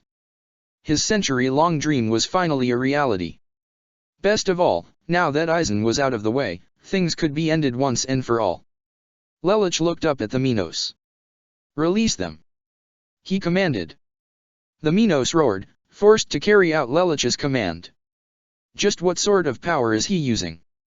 Talbumasuk wondered. When the negation dropped, he and Jin lost their footing and the Hogyaka went bouncing out of Talbumasuk's pocket and sailing through the air. Lelich, Jin, and Talbumasuk went dive-bombing for the Hogyaku. Talbumasuk made it first and then he drew out his sword and slashed Lelich from the center of his torso up towards his shoulder. The extra damage, combined with Lelich's already received wounds, proved to be too much for Lelich to handle and began to fall out of the air. "Damn it!" Talbumasuk stated. "Fura!" he shouted at the large hollow. Fura released several new Jillian of which activated the negation and the rescue attempt continued without a hitch. Talbumasuk looked down at the Godii. "Hear me, denizens of the Soul Society, just because my master has fallen does not mean that his will shall not be carried out. In the name of Aizen Sosuke, I, a Tremere Talbumasuk, do hereby declare war between the Soul Society and Hueco Mundo. Do not think me to be a pushover, unable to contend with the immense strength my master showed. I will prove to you all that the death of my sensei was only the beginning. I am now your enemy. Farewell Godii 13, I shall see you when the time comes." Talbumasuk and Jin were brought into Hueco Mundo by the hollows and Talbumasuk and Jin arrived on the white sands of the dimension beyond. "Well gee, that was kind of a letdown eh?" Jin asked Talbumasuk. "So does that mean I gotta follow you around now? I could just kill him, take the Hogyaku, and run, but I know what this guy is capable of. It'd be stupid of me to take him out while his defenses are up. Besides I gotta have some fun once in a while." "Yes Jin, it does," Talbumasuk stated crisply. "So what are we gonna do now?" Jin asked. "The same thing we've done every day and night up to this point Jin, try to take over the world," Talbumasuk declared holding his cupped palm towards the sky. Back at the Soul Society the 4th Division, and Orium, were busy treating the wounded. While they did, Yamamoto looked at Aizen's corpse. "Someone make sure he's dead," he ordered. Stefan walked up and decapitated Aizen. "He's dead." So iPhone was currently being helped by Yuriuaki who was trying to heal her and the rest of the Karakura town residents. Former Executive Melita Commander So iPhone and former Captain of Squad 2 Shihoan Yuriuaki. Yamamoto stated, walking over to them. "It certainly has been a long time. It seems we were greatly misled all these years. Aizen pulled the wool over all of our eyes. If you're trying to apologize, head captain, we gracefully accept. Don't we So iPhone?" Yuriuaki asked her partner. So iPhone blushed and cleared her throat. "Hi, we accept your apology." It was very hard to see the slight upward curve on the wrinkled old captain's lips. Yamamoto walked over to where Anohana herself was treating Lelich's wounds. "How are you feeling?" he asked Lelich. "Nothing too serious. I'll recover," Lelich said. Lelich of course had received some nasty injuries from the battle. He didn't escape Hado 90 unscathed, though he tried hard to hide it and he really had to push himself to get to Aizen. Talbumasuk's slash at him did not help matters. He had brought a spare case of contact lenses with him and had put them in his eyes before anyone had seen the glowing emblem circulating around his irises. "Good, then I hereby sentence you to detainment," Yamamoto declared. Everyone's heads turned at hearing this. Anohana didn't say anything, she just looked solemn. "What the hell? He saved your lives and you're arresting him?" Ichigo shouted. "What the hell for?" He coughed on his own blood considering that he was still being healed by the Soten Kishun. Orium and Aizen's wounds had been healed first so that they could attend to other injured. "This is about my being zero isn't it?" Lelich asked in confirmation. "You're damn straight it is," Yamamoto thundered. "Central 46 being dead or not, that is something I cannot overlook. Also, the ability to somehow command Minos to release their allies and to coerce Aizen, a captain-level Soul Reaper, with a simple command into committing suicide is a power that warrants extreme investigation. Once you are healed you shall be detained until further notice." "That's not fair," Ichigo shouted, rising to his feet. "Lelich saved you all and you're going to lock him in prison. Aren't there clauses and crap to cancel out whatever misdeeds Lelich did?" What do you think, this is an adventure novel? Yamamoto asked. The law is the law. Lamperouge Lelouch must own up for his crimes against the Soul Society. You dim bastard. You. Quiet. Lelouch shouted at Ichigo. He looked sternly at the head captain. I knew that this day would eventually come. I am prepared to receive whatever punishment awaits me. Lelouch, you can't this. Ichigo shouted. This is not your fight, Ichigo. Lelouch shouted back. You have no business meddling in the Soul Society affairs this time. Once you and your friends have recovered, you are going to go home, get some rest and put this out of your mind. Like hell I am. Ichigo shouted. Silence the both of you. Yamamoto thundered, raising his Ryutsu. Ichigo, Lelouch, and everyone else silenced immediately from Yamamoto's command. It is as Lamperouge Lelouch says. Kurosaki Ichigo and his comrades shall be sent home upon their recovery, with Kurosaki Ichigo receiving the commemoration of becoming an official substitute Soul Reaper. Lamperouge Lelouch will be detained until proper course of action can be decided. That is final. But Ichigo, let it go. Yuriyuki said to him. Yuriyuki-san. Ichigo said, looking in her direction. Detainment is not the same as incarceration. The other captains will properly decide Lelouch's sentencing based on the facts. However, Yuriyuki looked sternly at Yamamoto. All facts, circumstances, and evidence must be considered, am I right? It is as Miss Shihoin says. Yamamoto responded. This is a matter that the Godiai itself must discuss. This does not involve you or Karakura Town, unlike what occurred over the last 2 months. So iPhone put a hand on the barrier of Oriums that was healing Ichigo. Relax. If you want, I'll get regular information from Kisuke if you're that worried about Lelouch. Lamperouge-kun. Orium looked over to him. I don't know what you've done, but please try to understand that we're just concerned about you. You're our friend. You helped us. I know. Lelouch responded, looking more solemn than ever. It's all right, Inu. Ichigo told her. He looked at Lelouch. Don't make it so that I have to come busting you out of the Senteikyu, okay? Lelouch completely avoided Ichigo's gaze and did not respond. Oi. So iPhone banged on the dome. Let it go, Kurosaki. She told him. Ichigo sighed and dropped the argument.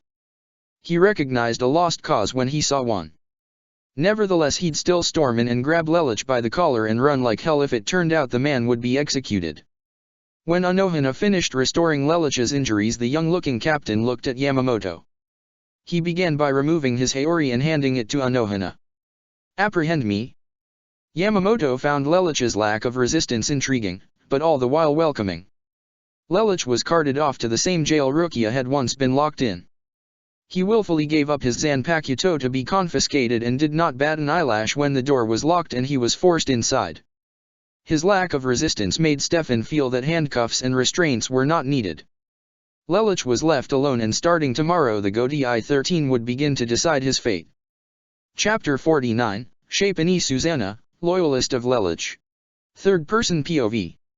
It was decided that Ichigo and his friends would all stay in the Soul Society for an entire week, to make sure that their injuries were seen to, before being let go back home. Since there were also captains in recovery, Yamamoto wanted to make sure that all captains could be in assembly so that proper judgment could be passed on Lelouch. As Ichigo lay in a bed in 4th Division, he thought about everything that had happened over the last couple of days. His dad was a Soul Reaper, and Lelouch's secret as Zero had been exposed to the rest of the Soul Society. Not only that, but Lelouch killed the man who started this whole charade, Aizen, only for Aizen's apprentice, Talbumasuk, to suddenly take charge. All of this made Ichigo's head spin to the point where he just didn't want to think about it. All he knew was that Lelouch was in trouble and he had to help him. The sun had set and it was the middle of the night. The day's events slowly faded from Ichigo's mind as he rose from his bed. Orium had done a great job at healing his injuries, it was like they never happened. Still, he walked down the hall slowly so as not to disturb his nakama. Each one had been cut down by Talbumasuk in a single slash, several for his sensei. Ichigo headed out into the garden only to find Yuriyuki waiting for him. And just where do you think you're going?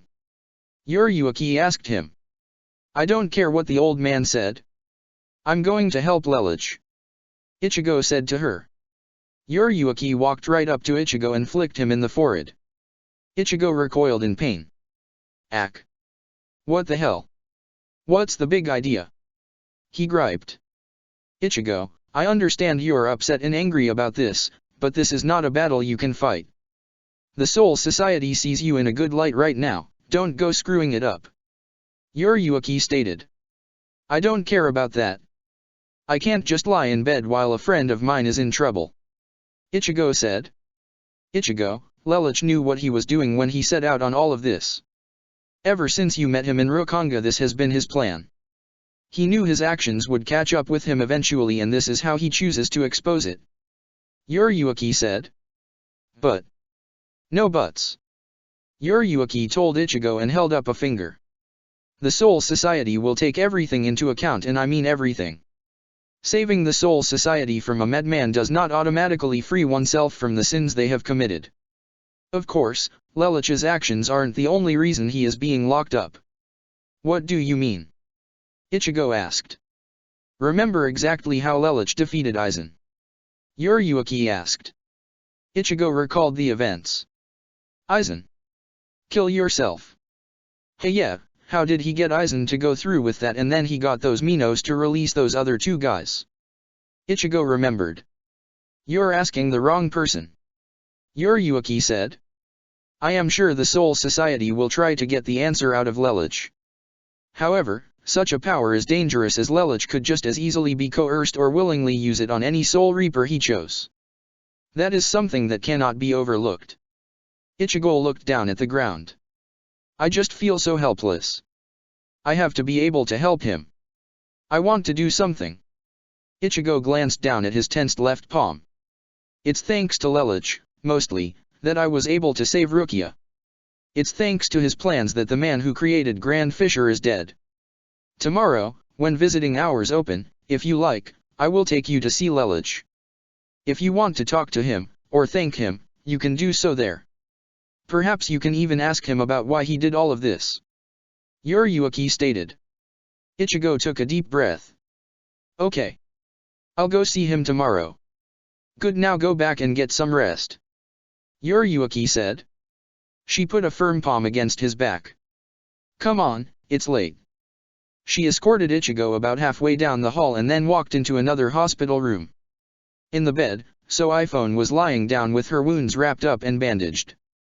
Talbumasuk really did a number on her, but Yuryuki knew she would recover. So iPhone was dead asleep as she lay on her back with her head tilted to the side, her right arm over her stomach and her left arm hanging over the side of the bed. Yuryuki smiled and walked over to her partner. She stroked the side of So iPhone's head. "Hang tight, B," she said to her. "I know you'll recover." She kissed So iPhone on the cheek and then set up a chair against the wall and lay against it, eventually falling asleep herself.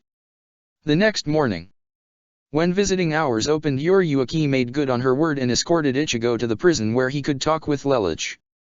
So iPhone was in recovery still and therefore required to stay in bed. They reached the cell block where Lelich was being held. He had been put in a cell block that currently was not being used to hold any other prisoners. The guard said that only one person at a time was allowed to visit a prisoner if one was not a captain. Yuryuki said she'd wait outside while Ichigo spoke with Lelich. She'd see him in a bit. Ichigo walked into the cell block and up to Lelich's cell door. The exiled Brighton Neon Prince was sitting on his cot with his knee bent, his arm resting on his knee and his head down. He didn't seem to be all that concerned or depressed about being locked up, but he didn't seem to be enjoying it either. "Hey," Ichigo said to get Lelich's attention.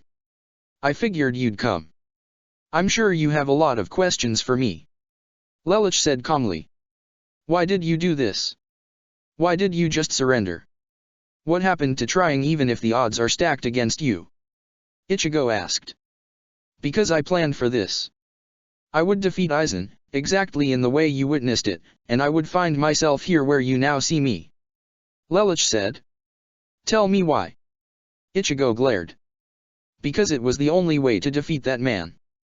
Sometimes we must sacrifice ourselves so that others may have peace." Lelich grinned manically. I am too filled with sin to be allowed to enjoy the peace I have helped wrought. Fate is in your hands now, Ichigo. Ichigo stomped his foot. That's bullshit, Lelich. He shouted. Lelich lazily looked in Ichigo's direction. If you're filled with sin, then I am also a sinner. No, you are not. Lelich said with a glare. Don't confuse yourself with me or my allies. You were simply a pawn in my plot. I become the demon that will be burned at the stake, and you become the hero that everyone will toss their hopes and dreams upon. So that's all I am to you? A pawn? I thought we were friends. Ichigo growled. If you were really a comrade of mine, you wouldn't be yelling at me like this. You would do what I tell you and allow the Soul Society to handle this. Lelich said. I can't. Ichigo said tensely. Lelich got up from the cot and walked towards Ichigo. Ichigo, I want you to look at me. He removed a single contact. Please allow the Soul Society to decide my fate for me. In this single instance, resign me to whatever fate I am to be dealt. I told you the geese took a hold of Ichigo's mind. I understand. I'm sorry I can't help you, Lelich. You don't need to apologize. Lelich said, putting his contact back in. Now get going, you're going home in a week. Ichigo nodded and left. Yuriyuki walked in after him. By the time she did, Lelich was back on the cot. Are you sure about this, letting yourself be locked up like this? Lelich looked up at the ceiling. It's fitting for one such as I. I've always wondered what the inside of a prison cell looked like when I am the one who is guilty. I've caused so much torture and pain that it's fitting that I should find myself inside of one. You almost sound like you're enjoying this. Yuriyuki said, slightly troubled. If that's what it sounded like, then allow me to rephrase my statement. Lelich looked at Yuriyuki. My soul is tainted by crimes I have committed for purposes that only those who benefit from the results will ever understand. I go down with my ship and allow my crew to escape on the life rafts. So you have no intention of letting us come down with you? Yuriyuki asked. Let the Onmitsukido do to me what they wish. I will never reveal your names, unless I am certain you will not be prosecuted. You all deserve to live guilt-free, knowing that I bared your guilt for you. Lelich stated. Lelich, how long have you been like this? No, perhaps a better question is, who are you really? Yuriyuki asked. What do you mean? Lelich asked. You had to follow your own rules. I followed it for 15 years, but it's been eating away at me, and so I ask, who are you, Lelich 6 Britannia? Yuriyuki asked. Lelich turned away from Yuriyuki. You will know soon enough. In 17 years, you will know. Yuriyuki was confused, but realized she wasn't going to get anything else out of Lelich. She plucked a key off the wall so she could go inside the cell and talk to him. She went up to Lelich and grabbed him by the shoulder and plucked him off the cot and then held him, as if he were a child that needed comforting, to her body.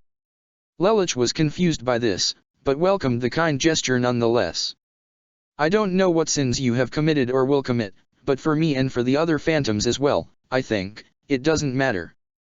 To us you are Lamperouge, Lelich, and also Zero. You are our hero and our guide. More importantly, you are our friend, Lelich. She told him. She stroked his hair. Never forget that. Always know that you have friends who will come to your aid so long as you need it. If you're expecting me to cry, save your breath. I lost that ability long ago. Lelich stated. So you say anyway. Yuriyuki said and let Lelich go. Her warmth still lingered. Yuriyuki went outside the cell, closed and locked it. She put the key back on the hook. She smiled at Lelich. If the Soul Society does give you the ultimate punishment, no matter what anyone else says or does, know that I have always and will continue to believe in you. Lelich smiled at Yuriyuki. Thank you, Yuriyuki. The noblewoman walked out of the cell block and then went with Ichigo back to the 4th Division. The next day, Kyokaku came to visit Lelich. She had a few choice words for the teen, but when she got there all that came out of her mouth was, "Are you stupid?" If I was stupid, would I have been able to kill Aizen? Lelich asked. Kyokaku rubbed her head and tried to think of the right words. When she found them she said, "Listen Lelich, I don't know what you were thinking setting yourself up like this to be the fall guy for everything we have done for you, but our victory means nothing if the man who made it possible is punished for it. Do you even think of how we feel about this? You've got Toshiro and Matsumoto confused as all hell. Shisato is energetically beating up on the junior officers. Momo keeps rallying the 5th Division in protests that have to keep being broken up by the senior captains, mostly Anohana. Everyone that's on your side can't understand why you're being punished for our collective work. It's amazing Ichigo can stay passive through it all. I tranquilized Ichigo yesterday. I can be very persuasive, as you've seen." Lelich said. Kyokaku rubbed the back of her head. "Yeah, persuasive enough that you got Aizen to commit suicide. Damn, I did not see that coming at all. No one did, and the gravity of the situation I believe is what has me in here more so than my being zero," Lelich stated. "After all, I was able to command Minos to follow my commands as well. Yeah, that was a surprise too." Kyokaku folded her arms. She sighed. "I don't understand Lelich.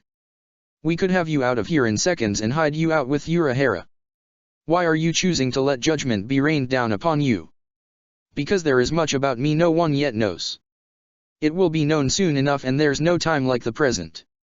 The world must know the real Lamperouge Lelich. Zero, the reasons for it, my history. To properly judge me, the Soul Society will have to know all of these things," Lelich stated. Kyokaku sighed. "So you're just going to sit there until you're released or condemned?" Kyokaku asked. "I am," Lelich said. Kyokaku took a deep breath. "Fine, I hope you know what you're doing as much as you knew what you were doing when you took out Aizen." She began to leave and stopped at the door. "Because I have to say, when you did that," she turned and winked at Lelich. With a thumbs up, "That was pretty awesome." Kyokaku then left. The next day, Tsunkane was showing the grave of Kozumariko to Komamura Seijin and Hisagi Shihei. "This is her resting place, rather where I built it," Tsun stated. "I have no idea where she was cut down, so I simply built a shrine up upon this hill in her honor." "Why is the grave nameless?" Shihei asked. "What are written names to one who cannot see?" Tsun asked. "It is enough to her spirit rests here and that it has been avenged. Aizen would have forced you to take revenge upon the Soul Society when it was he who was to blame for your misfortune in the first place," Seijin stated. "Yes, I am ashamed that I was manipulated into committing such acts as 100 years ago. I suppose I shall receive punishment for that and everything else that occurred," Tsun stated. "Why don't you hold off on that until after Lelich has been settled with?" Shihei requested earnestly. "The Godai is now down 3 captains, we don't need to be down a 4th when there's a chance the 3rd could come back first." "I suppose you are right about that," Tsun said. "Kaname, I am glad Lamperouge Lelich was able to open your eyes. For that, I will not condemn him should the matter be left to a vote. Although he may have broken the law, his actions saved both you and the Soul Society. Our hero Zero, right Teiko?" Shihei asked. "Yes, I suppose so," Tsun stated. At this same time, Lelich received yet another visitor to his cell, Rangiku Matsumoto. "Lelich, why won't you look at me?" Rangiku asked. "I don't want you to see me like this," he said to her. "Then why are you in here?" she asked. "Ichigo said he'd bust you out." "Any of us would bust you out in a second and tell head captain Yamamoto where to go.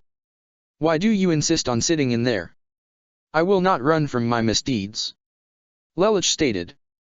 "If you are not running by being in there, then we are running by staying silent," Rangiku told him. "You have not been exposed, and also I coerced you. I coerced each and every one of you into joining me. I'll tell you the same thing I told Kyokaku, I will not allow my ship to sink with my crew aboard, even if I must go down with it," Lelich said. Rangiku's brow furrowed. She grabbed the key, opened the cell door, ran towards Lelich and slapped him across the face. "Baka!" Lelich was surprised that Rangiku had slapped him, especially the power of the slap as well. Even Hisuna hadn't slapped him this hard. Lelich, hand on his cheek, now looked at Rangiku. She looked like she had been worrying herself sick over him. She didn't look like she had gotten much sleep and her eyes were slightly red, indicating she had been crying at some point. Is the only person you care about yourself? Rangiku asked loudly, angry. Of course not. Lelich averted looking at her again.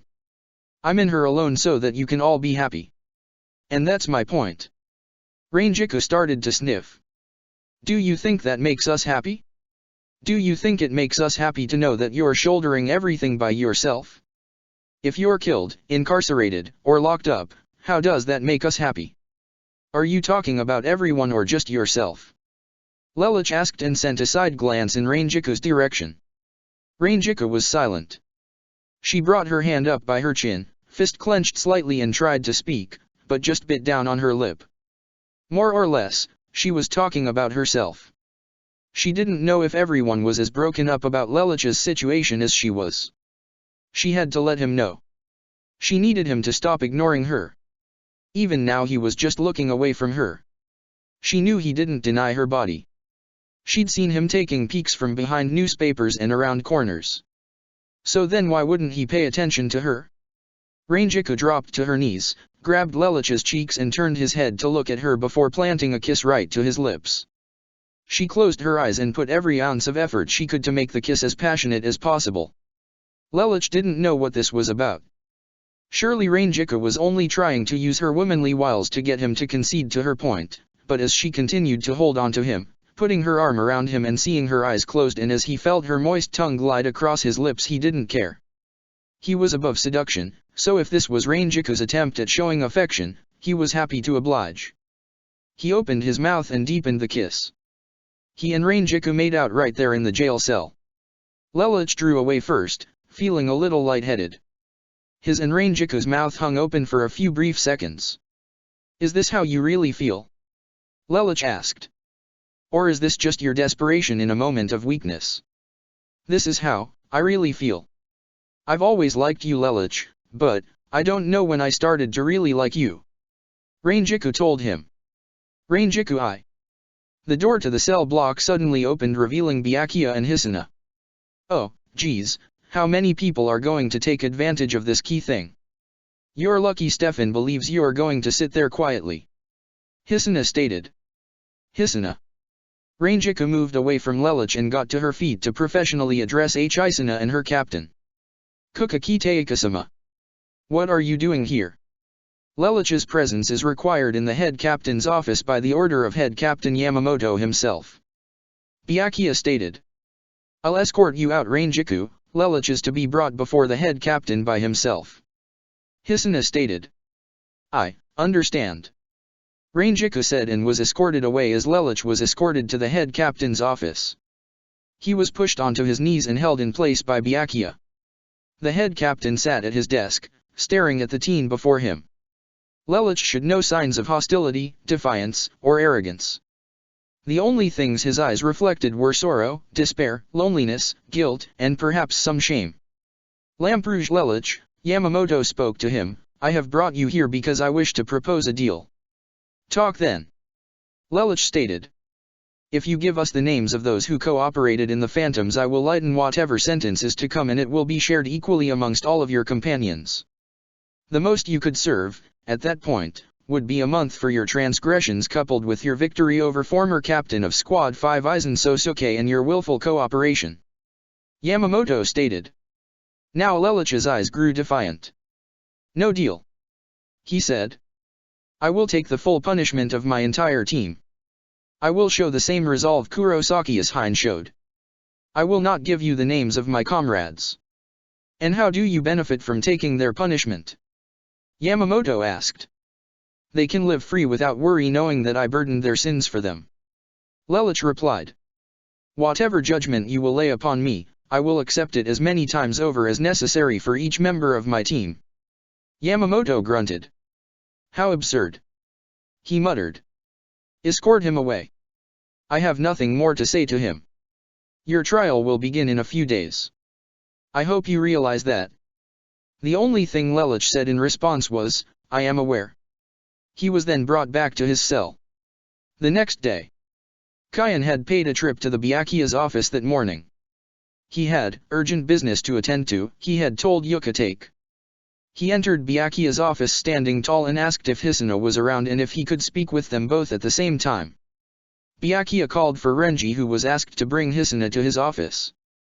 After Renji was dismissed, and Byakuya's office door was closed, Kyan dropped to his knees in front of Hisuna and spoke a single sentence neither of them expected to hear. There was silence, complete silence, after Kyan spoke it. Hisuna took a step back. Byakuya wanted to make sure he wasn't hearing things. "What did you just say?" Byakuya asked in completely surprise. "I said, I'd like permission to marry Rukia." Kyan repeated. Byakuya and Hisuna looked at each other and then back at Kyan. They looked at each other again and then back at Kyan again. Byakuya coughed.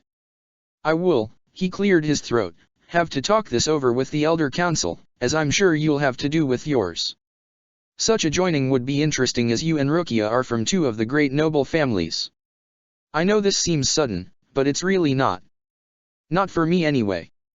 Kyan said, still on the floor. "I've known Rukia for years. I've mentored her ever since Lelich transferred out of my division. I really want to be there for her for as long as I can, as often as I can." Kyan lifted his head up to look at the Lord and Lady leaders of the Kukaki clan. "And that's why I'm asking if I can marry her. Like Byakuya-sama said, we'll have to have a chat about this," Hisuna stated. Kyan got up. "I understand." He walked out of the room, whereupon he saw Renji collapsed upon the floor, clutching his chest. "What happened, Renji? Too many calories?" Kyan asked. "Screw off." Renji snapped, clutching his chest. "Ah, fine," Kyan shrugged, "whatever." Kyan then walked away, completely oblivious to the reason behind Renji's panic attack. The next day, there was commotion at the prison that day, not because someone was making a jailbreak on Lelich, but because Kira Izuru was finally being released for the attempted use of Zanpakuto against a comrade while on 1st Division grounds. Hisuna was the one who let him out, authorized to do so by Stefan and Yamamoto. Izuru asked what happened, as he had no idea of the course of events that had occurred while he was sitting in jail. "Walk with me," Hisuna said to him. "I'll tell you all about it." When she finished explaining things to him, Izuru knew one person he had to visit right away. He went to 10th Division and knocked on Matsumoto's door. "Matsumoto-san." She answered the door. "Oh. Kira." "Matsumoto-san, I heard what happened from Hisuna Fukutaiko and I." "Oh, no worries. I'm fine, really," Rangiku said, putting up a brave front. If anyone had seen what occurred between her and Lelich together, they would know that she's anything but fine. "Are you sure?" Izuru asked. "Well," Rangiku thought to herself with her finger on her chin, "with my captain behind bars, that makes me the highest authority in the squad.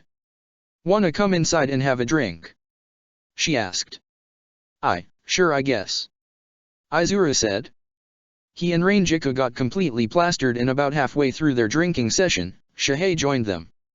It wasn't long before Shisato wound up joining in the fun as well. By nightfall, Matsumoto's office had become the site of a private party. Hitsuga Yatashiro was having a hard time concentrating on his work. He was about to come walk in and tell everyone to knock it off when a hushed silence fell over the room. Hitsugaya let out a deep breath and continued to work. When he finished, the silence was still around. Hitsugaya went to go next door and see what had happened to cause things to get so quiet. When he got there though, he walked in on one disturbing scene. Izuru and Shihei were in only their loincloths. Shisato, she was so drunk that she was stark naked in Rangiku's office, save for her sandals, passed out on her back cuddling with floor lamp. Kin was scattered all around her body. Rangiku, ironically enough, was the only one still wearing clothes, and she was face down on the ground. No more sake," Izuru moaned. Shihei twitched on the ground before passing out. Suddenly Rangiku popped up from the ground, gasping. "That was close, I almost died." What happened?" Hitsugaya asked, alarmed. "I can't breathe if I lie face down because of my boobs. Don't you know what that feels like?"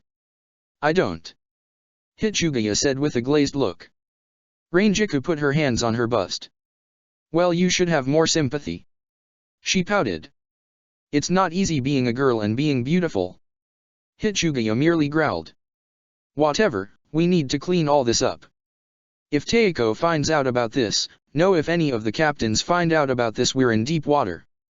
What do we do then? Matsumoto asked, panicking.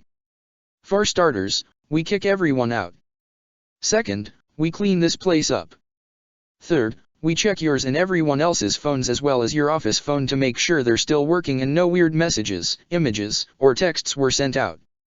Hachugaya said, and then noticed the drunken Shisato over by the floor lamp. And 4, let's get a pregnancy test while we're at it. The next day, Ichigo's Nakama had finally recovered. Tonight they'd leave for home. Right now the teen was in 11th Division and had challenged Ikeku to a fight. However, before the fight could begin, Kenpeki opened the door. Yo! Kenpeki announced as he walked into the room. Ah, good morning, sir. The 11th Division members said, bowing in front of their captain. Kenpeki then noticed Ichigo. Huh? What are you doing, Ichigo? Ichi. How are you? Yachiru inquired, popping over Kenpeki's back. Oh? Me? Ichigo asked and held up his buken. I was just getting some practice in. Been out of shape for 5 days without any exercise, so. There was a slash faster than the wind and the sword Ichigo was holding was cut in half. I see, that's good news, because it means you and I, Kenpeki held up his sword, can fight again. Kenpeki swung down with such force that it destroyed all the windows in building. He then noticed that he had accidentally smashed Ikeku into a crater. Huh? Crap, I missed. Kenny. Yachiru waved him over. He's getting away. She pointed to Ichigo, who was running at top speed, shouting how he's never going to fight Kenpeki again. Kenpeki went and chased after him. Outside, Shisato, Yumi Chika, and Kyokaku were sharing a spot of tea. My, Yumi Chika said after Kenpeki rushed by, such a commotion. And it's not even noon yet. Shisato blew the steam away from her tea. She had a cool pack strapped to her head. I know. They need to keep it down. My hangover isn't going to get better with people shouting and leaking riotsu everywhere. I can't believe you made out with the floor lamp in Ranjiku's office. That is comedy gold, Shisato. Kyokaku snickered. Wha? Who told you? Shisato, though Hachugaya and Matsumoto had destroyed all evidence of the night's events. She clutched her head. She moaned, the sound of her own voice having aggravated her hangover. Whose care do you think you were dumped into last night? Kyokaku laughed. I had to watch over you last night. Couldn't have your squad mates taking advantage of ya now, could I? Though, I wouldn't be surprised if Kira and Hisagi already did that. Shisato spit out her tea. Just how fucked up was I? You were stark naked in Ranjiku's office, making love to her floor lamp, and you had kin scattered all around you. Sounds like you four had quite the night. Kyokaku said. How uncouth, Shisato, Yumi Chika stated, you're lucky that you're in this division, such behavior is unbecoming of a fourth seat. Zip it, Yumi Chika. Shisato snapped as she brought her tea back to her lips. As the three drank their tea, Ikeku staggered about and collapsed in front of them. Shisato poured a fresh cup and handed it to him. Want some? Ikeku merely groaned. That evening Ichigo, Orium, Tatsuki, iPhone, Yoriyuki, and Uriah were set up to go. Ichigo was given his substitute Soul Reaper badge and they were all sent home. The next day, the captains were all at assembly. The time had come to decide the fate of Captain Lamperouge Lelich. He was a well-respected captain and comrade, but that did not excuse his actions as Zero. All of the captains were recovered and all were in assembly, even Tyson.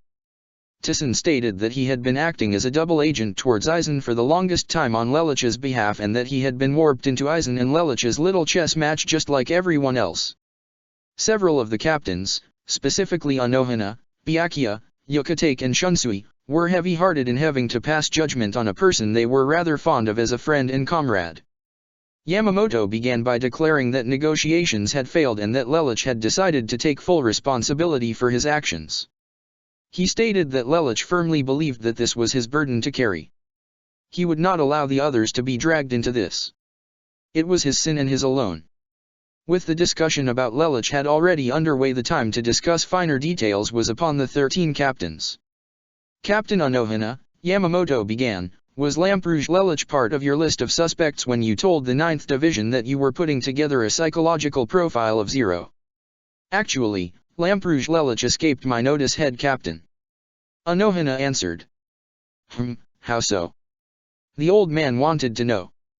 The formation of Zero is clocked farther back than several of those here realize.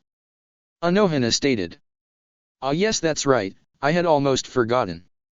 Yukatake stated. Zero's initial appearance was when he broke Urahara Kisuk out of the Central 46. Only Anohana, Shunsui, Yamamoto, and Yukatake had been captains at that point in time.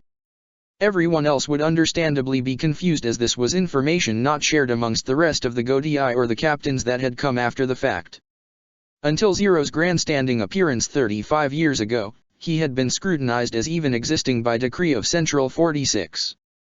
Exactly, Anohana continued, at that point in time the only trauma Lamperouge Lelich had suffered was the death of Captain Akari Mari, and you, she looked at Yamamoto, reassured him that Hashima Treva would be met with punishment. Such an experience would have been traumatic, but the closest person, and ultimately the most affected person, of that experience was Homura Yuna. Yamamoto answered. Precisely. Anohana finished. Therefore I am unsure as to what other forces drove Captain Lamperouge to such extremes. He was only in Rukanga for 2 days. Matsumoto Rangiku backs up such a story. Perhaps because Lamperouge Lelich is not his true identity. Tison stated. Explain, Tison Teiko. Yamamoto ordered. Where did you come by such knowledge? I served with Lelich as a phantom. Tison stated outright. He was not ashamed of the fact. It made logical sense in the blind captain's mind, more so than stating that Lelich had told Tison and no one else. Many captains were rather intrigued by this revelation of Tison's. I see. We shall deal with this matter once we have decided what to do with Lelich. What can you tell us? Yamamoto asked. Whenever all of us in the Phantoms transformed into our alter identities, we would say our full names. However, Lelich always used a different name entirely, Lelich 6 Britannia. Tison stated. Stefan, Anohana, Shunsui, Byakuya, and Yukatake were shocked by this. Shunsui tipped his hat down and glanced towards the floor. Britannia, Now that's quite a shock. Indeed. Yamamoto stated, understanding the severity of the statement. You are certain of this, Tison Teiko? We all heard him use it for 15 years. Inquiries were met with, I cannot explain it in a way you would understand. None of us really cared much. Our leader's identity did not matter. For better or for worse, Lelich was Zero to us. Tison explained. Still, if he's a Brighton of the royal family, then that would make him a noble. Yukatake piped up. The deceased members of the family that come here have had their own house for centuries. Why would Lelich spawn out in Rukanga rather than in the house? The captains were completely confused. Not only was the person they knew existing under a false identity, but now an even bigger problem presented itself. Many wondered how they could possibly pass judgment on a man that they didn't even full know. It seems we are at an impasse. Yamamoto declared. We cannot pass judgment on this man until we know more about him. All captains and lieutenants are to investigate into this matter more closely, and we will reconvene tomorrow morning. Meeting adjourned. 6th Division Incarceration Unit. Lelich sat in his cell biding his time. He had spent most of the last week simply counting things and playing I Spy against himself. He had also slept a lot and reflected on the last century and a quarter. As he lay there in silence, the door opened and he received yet another visitor. This time it was Momo.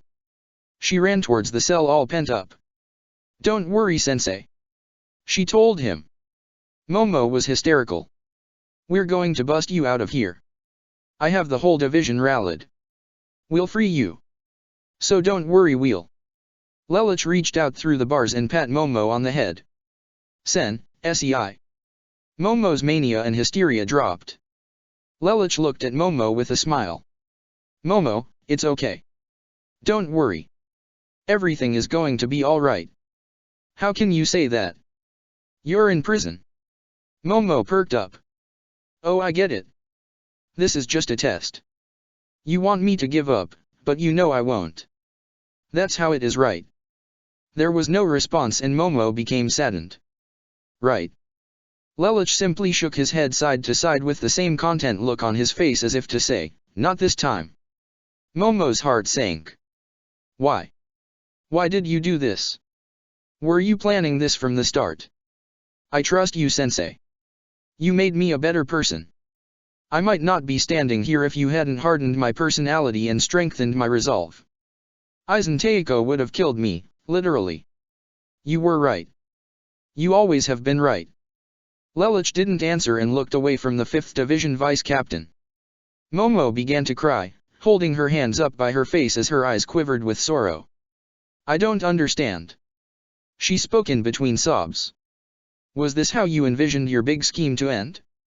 That you would take down Aizen and then be punished for everything else? I thought you said you were the master of the game. Momo. Lelich spoke calmly, looking back at her with a content look. It's okay, really. You don't know that. Momo said as genuine tears began falling from her face. I will be fine because I have you and the others supporting me. Even if the decision is that I should be executed, he pointed to Momo's heart, I'll always be here. He pointed to her forehead. And here too. Momo clamped the bars. But what about everything you've built up? What about all we've done? Your legacy can't just end, sensei. Momo said to him. If my legacy is to end, then until I obtain an heir to my name, consider yourself my deputy. Lelich declared calmly. Me. Momo blushed. And no, I couldn't. She shook her head violently. That's such a huge responsibility and you can do it. Lelich told her with a pleasant smile. I watched you grow under my guidance for so many years. You would do just fine, if it came to that. Sei. Momo leaned her head closer to the bars. She closed her eyes and pressed her soft lips against Lelich's. Lelich cupped Momo's chin and deepened it. It wasn't the first kiss for either of them individually, but it was the first kiss the pair had shared with each other. Momo broke away and smiled. You won't die. I just have this feeling that everything is going to be okay. Lelich looked at Momo with a compassionate gaze. Then I will put my faith in that feeling. There was a pause. You should probably run along now. Without a captain to run your division. Ah. You're right. Momo realized. I'll see you later, sensei. I know I will. Momo left the room and dashed away.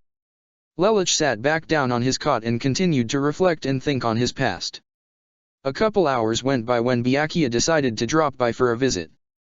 He found Lelich sitting on his cot, knees bent, with his arms around his knees, staring at the wall. When he sensed Byakuya's presence, glanced backwards in the noble captain's general direction. Come to interrogate me? He asked. I leave that to those whom investigation is a science. Byakuya answered. I'm here to talk. Well, I'm listening. Lelich responded with his back still to Byakuya. Lelich, Byakuya began, before I became self-sufficient I looked up to you. You were everything I aspired to be like, but it seems that was merely a front, was it not? Byakuya's gaze started to become a scowl. Lelich picked his head up, stood up and walked to go stare out the window. There is no truth to me, he said. I am like a diamond. Depending on the side you look at me from, you see a different me. 0, Captain Lamperouge, Lelich 6 Britannia, they are all names, but I am one person and I respond to others how I see fit. Lelich knew they would have to know his true name at some point. They would not pass judgment upon him until they knew. A front. A true side? There are two sides to every person, light and dark. In the light I am Lamperouge Lelich, a friend, comrade, and soul reaper. In the dark I am the mastermind 0, a man with glorious ambitions, fantastical desires that employs cruel tactics all for the sake of combating those in the light cannot see in the dark. I see. Byakuya said and paused. After a moment he said. Your philosophy is rather unique. Being an individualist is what has kept me sane all these years. There was another pause. Byakuya broke the silence. Judgment is being suspended on the other phantoms until the head captain decides what to do with you. Lelouch glanced back in Byakuya's direction. I see. We reconvene tomorrow. Byakuya added. Lelouch faced back towards the window. Very well. A few more hours past night had fallen by the time Lelouch was visited by another individual. It was Susanna this time. She found him sitting on his cot, leaned against the wall with one leg on the ground and one leg on the cot, knee bent, with his elbow over the knee. You shouldn't be in here. She told Lelouch. That's not for you to decide. He glanced at her. But you shouldn't. Susanna clung to the bars. She was just as pent up as Momo was. You've done nothing wrong. You stopped Aizen. Everything you did was for the greater good. You're a hero. Why doesn't the head captain see that? Lelouch stood up, walked forward, and stood in the center of the cell and faced towards Susanna. I still broke laws for us to accomplish our goals. That fact is undeniable. We broke laws too. Susanna said, taking a step away from the bars and putting a hand on her chest. Why won't you acknowledge us? She had heard the news circulating that Lelouch had chosen to carry the burden himself. She didn't like that, not one bit. To protect you. Lelouch told Susanna. The phantoms and the members of it must survive. No. Susanna shook her head furiously. I won't accept that. She smacked her palm against her chest. If you're guilty, then I am guilty too. Susanna went inside the cell door, shut it behind her, and wrapped her arms around the man she adored, clutching tightly to him. You are not alone. So stop trying to do everything on your own. 10th Division has already lost 3 captains. Her voice began to become high-pitched as tears trickled down her face. Don't be the 4th. Please don't be the 4th. Susanna cried out and buried her head into Lelouch's chest. She put her hands on his shoulders and sobbed into the tall teen's chest. Susanna. Lelouch said her name solemnly. Susanna stood on her tiptoes and kissed Lelouch briefly. She stood firmly on her feet and said with a forlorn face, You told me that I could devote myself to you. Her expression became like that of a little girl who had just watched her dog get hit by a truck. Or did that end when Zero ended? She asked. Lelouch's eyes widened a bit and then softened. It was then that Lelouch understood how much Susanna cared. She was like Colin when the Black Knights turned against him. Colin didn't care what Lelouch did as Zero. He could do no wrong where she was concerned, well, at least until Zero Requiem. Susanna was different though. She didn't care what Lelouch did. She just wanted to be with him. Momo devoted herself to Lelouch because of all he had taught her and what she had become as a result. Nemu devoted herself to Lelouch because of all he had done for her. She would merely turn a blind eye to the truth. Just as she hadn't questioned Mayuri's authority, Lelouch knew she would never go against him simply because of who he was. Susanna wasn't like that though. Right or wrong, Lelouch was the person she liked. She didn't care how he acted. Lelouch knew he could go out and slaughter every citizen in Rukonga and Susanna would be right there joining in the slaughter and later believe she had done the right thing in helping him. She would do anything he told her to. Not because she felt she had to, simply because she wanted to. Lelouch bit down on his lip in realization and shut his eyes. Being separated from Iin Tamashi for a week had left him to his own devices completely. He only realized now how alone he had been and how fortunate he was to have someone like Susanna as a friend, or perhaps something more. A single tear dropped from Lelouch's right eye and wrapped his arms tightly around Susanna, wondering how he could have been so blind for so long, unable to see just how much she cared. No. He told her with his usual calm tone. He opened his eyes. You can still devote yourself to me. I will stay here with you tonight. She told him. I am forever loyal to you, Lelouch Dano. She told him.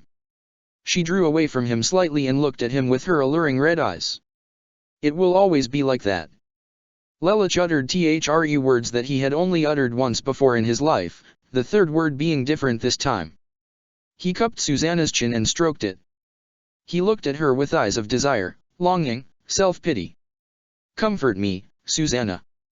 he said like he might cry if she turned him down. His lips drew near to her face. You know I will. She responded. The lips of the two soul reapers met. Their lips melded as both individuals gripped the hair of the other. Lelich drove his tongue into Susanna's mouth as wet sloppy noises could be heard as Susanna moaned into the kiss. Both individuals broke away. Lelich held Susanna to him softly. He bent his knees and lowered both of them to the ground. Lelich and Susanna lay down on the ground and they cuddled one another. Lelich lay on top of Susanna, bearing down on her and looking at her soft silver hair, sprawled out on the hardwood floor, and her bright red eyes, which never looked so pure or so inviting or kind. Susanna smiled up at him. I wish we could be like this forever. Then we'll just have to savor tonight. Lelich said and kissed Susanna again, very passionately as he had done moments before. Susanna reached up and pushed open Lelich's robe. Lelich began to do the same to her. The two rolled over so that they were lying on their sides with their bodies tied into each other. Their hands were clasped together and they were kissing each other so sweetly. Lelich wrapped his arms back around Susanna and trailed his hands slowly down her back, giving her goosebumps. Lelich untied Susanna's sash and her robe completely opened. Her breasts were much smaller than Nemia's. Susanna was only about a B cup. Nemia was at least a C cup. Susanna was wearing a black and red bra. Susanna covered her body with her arms and blushed so heavily that her cheeks were a deeper shade of red than her eyes. Please don't stare. She looked to the side. It's embarrassing. You have nothing to be embarrassed about. Lelich told her softly. This only made Susanna blush harder. Not wanting to rush things on her end, Lelich simply removed his robe, exposing his chest. Lelich had toned up well over the years. When he first arrived in the Soul Society he looked like a twig. Now he was as well toned, if not a little more so, than Suzaku. Susanna saw what Lelich had done out of the corner of her eye and turned her head to look at Lelich. She reached up and felt his well-toned chest. It's almost exactly like how I imagined. She thought to herself. Like what you see? Lelich asked her. Susanna merely nodded as her hand continued to travel over Lelich in wonder. Lelich caressed her arm that was still over her chest. If you're unsure about this, I don't mind just lying next to you. Susanna closed her eyes, smiled and let her arm drop at her side. It warmed her heart to know Lelich cared to such an extent. No. She said with a big smile. It's okay. She unhooked her bra and exposed the top of her body to Lelich. Take me, Lelich Dano. Lelich smiled and buried his head into the crock of Susanna's neck, trailing kisses down her body. Susanna gasped and moaned as he did this. He lifted his head up when he got to her chest and began sucking on the nips of her breasts. Susanna bucked her hips and squeaked. She was really feeling it. Lelich lifted his lips from Susanna's bosom and rotated her breasts a few times until Susanna's nipples hardened. He then trailed 2 fingers down her body. He circled them around her navel and then pulled down her hakama, revealing Susanna's black panties. He pushed his finger against them, rubbing the fabric gently. Susanna instantly reacted with a high-pitched gasp. Lelich was thankful that he had been given a private cell block. Eli Lelich Dano. Susanna said with effort. Lelich felt Susanna's panties dampen. Wet already? He asked. I just want you so bad. I've waited for so long for this moment. Stop teasing me and just take me. Susanna requested with quivering eyes. Lelich nodded and removed her panties and the rest of his clothes. He lay back on top of Susanna and hovered over her, rubbing his manhood over her entrance. He looked at Susanna again. She gave a consenting nod. He entered into her. She gave a pained yelp. Lelich could feel how tight it was inside her. Susanna raked her nails along the hardwood floor. Lelich noticed that there were tears in her eyes once he was buried all the way inside her. He looked down to where he had entered her and saw the blood slowly dribbling out of her passage. Susanna, you're a...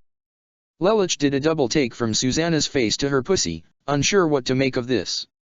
Nemia had been hollow-raped by the first time he did her, and as for Rangiku, Lelich clearly couldn't imagine being a virgin, not the way she acted. The fact that Susanna was a virgin, he didn't know how to respond to that. It's okay. Susanna smiled up at Lelich. I told you before. I've waited so long for this moment. I've been saving myself for you for so long, Lelich Dano. Susanna. Lelich leaned forward and kissed her lips. He made love to the Silverette Soul Reaper. Whether he returned her feelings right now or not, one thing was for certain. Right now, at this very moment, he needed her now more than ever. He needed her because of the companionship and undying loyalty she showed to him. Susanna gripped at Lelich's shoulder as he moved in and out of her. The sounds that exuded from her mouth were like merry music. You have such a beautiful voice. Lelich told Susanna. Eli Lelich, Dano. Susanna grunted as she was thrust into again and again, her average-sized boobs bouncing with every thrust. As things escalated, Lelich and Susanna rolled over and Susanna got on top. Susanna worked her hips as she rode Lelich. She arched them back and forth, letting her tits bounce as she moaned all the while. Lelich placed his hands firmly on her ass as the silver-haired third seat pushed up and down the length of his member. Lelich slid his arms up Susanna's body and wrapped them around her waist before increasing his speed. Lelich Dano, you're going to make me come. Susanna squealed. Then come, Susanna. He told her. He thrust deep hard and fast. He knew he wouldn't last much longer. Susanna, I'm reaching my limit too. Do it, come for me. Come inside me. Susanna pleaded. Susanna. Lelich Dano. Both parties came together. Their fluids mingled and Lelich shot his seed into Susanna. He withdrew from her and the two snuggled down onto the floor, once they were dressed, and agonizingly waited for dawn to come. Before he fell asleep, one thought went through Lelich's mind. I am not alone. Chapter 50, The Trial of Lelich 6 Britannia. Third-person POV. The trial for Lelich reconvened the next morning. All 10 remaining captains stood at assembly. Yamamoto was the first to speak. Well, what have you all found? Yamamoto asked his fellow captains. Mayuri was the first to speak. I found the most interesting thing, I believe. He said, stepping forward. Then speak. Yamamoto encouraged. Mayuri held up a hand as he began to speak, using that crisp, clear, intrigued tone he was always so fond of. Over 126 years ago there was no such individual as Lelich 6 Britannia in the Britannian Empire. However, 2/3 of a year ago, an individual with that name was born. The captains became shocked by this. The idea that Lelich didn't exist so long ago, but only existed now was ridiculous. The very notion was absurd. But, what does this mean? Yukatake inquired with a shocked look on his face. He couldn't even begin to fathom or imagine how this was possible. Explain this, Kuratsuka Teiko. Yamamoto thundered. The head captain was growing tired of this game of discovery and intrigue. It would appear that our fellow captain is misplaced in time for lack of a more sophisticated wording. Mayuri stated plainly. Is that even possible? Stefan questioned, confused. It's quite rare, but it happens from time to time. However, this is the first time such an occurrence has been so vast or so significant. Mayuri responded. In accordance with your statements, Captain, Anohana spoke up, I have also noticed that Lelich has not aged a single day since his arrival. It's possible that he will once his time of death arrives. The temporal displacement keeps his body the exact same way it was until he arrives at his destination.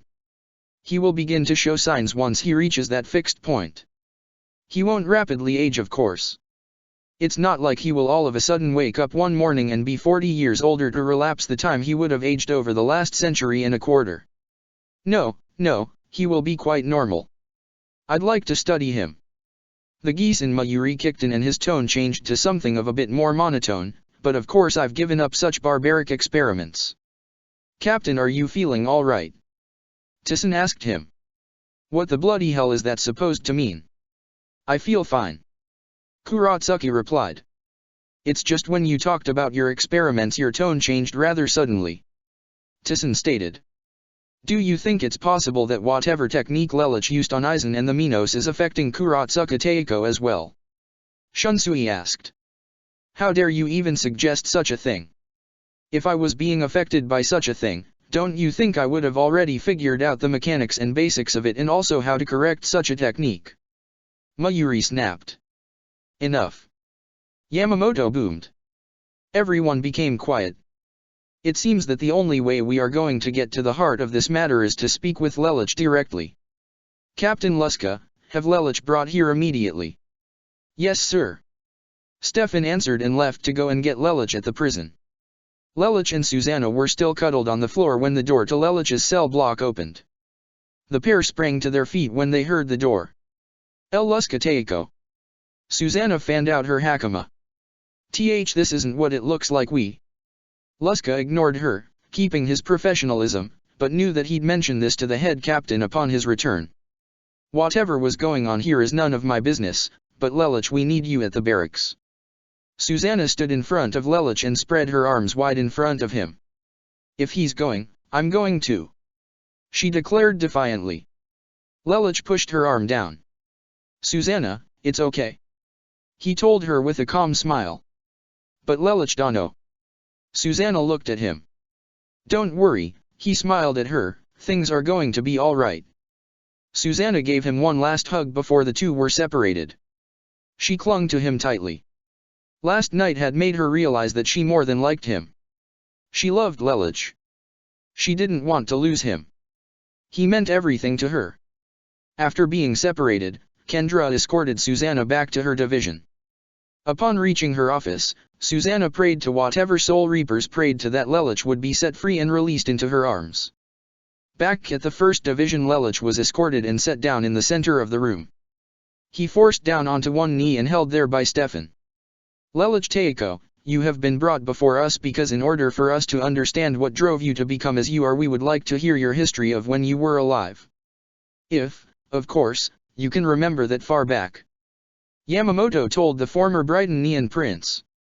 Lelich looked at the head captain with a dark stare. I remember all of it very clearly. It is a nightmare that will never leave my mind. It is a long story, however. We are all listening. Yamamoto responded. Talk. Lelich began to tell the tale from the beginning. It started with his mother and continued with Nunali. He spoke of his time with Suzaku and followed up with Britannia's war on Japan. He mentioned his several years of hiding and moved on to that fateful day when he met CC and obtained geese. He had to mention geese. There was no way around it. The crucial elements of the story were centered around geese. Lelich could have lied his way out of this if he wanted to. He could craft a perfect story in his head on the spot, but he wanted to go on, and he felt that the truth, no matter how incriminating it was, would be the key to his salvation. He talked about becoming Zero. He reveled in telling about the Black Knights and his rebellion against the nation. He always went back to how it was all for his sister. He mentioned losing his memory because of his father. He talked about how he got it back and turned his replacement brother into a loyal subordinate. He mentioned Yuffie, Shirley, Cornelia, Schneeisel, Todo, Colin, and all the other key players, and finally came to the elements of Zero Requiem. He outlined the ploy in full detail and said that he died for the world. He then began to talk about his visions. Apparently, before I came here, I was a hollow. I grew to the power of a Vastolords and I attacked Japan. I was stopped by myself as a captain. The next thing I knew, I found myself in Rokanga, dressed as Matsumoto Rangiku saw me that day. I became a Soul Reaper with every intention of atoning for my sins, not using geese and being a faithful soldier. I still have the geese. It is just as much a part of me as Zero is. I was not going to use it. However, Lelich took a pause and his stare became bitter. That changed when Akari Teiko died. Something inside me snapped and I regressed into old habits. Aizen only made things worse.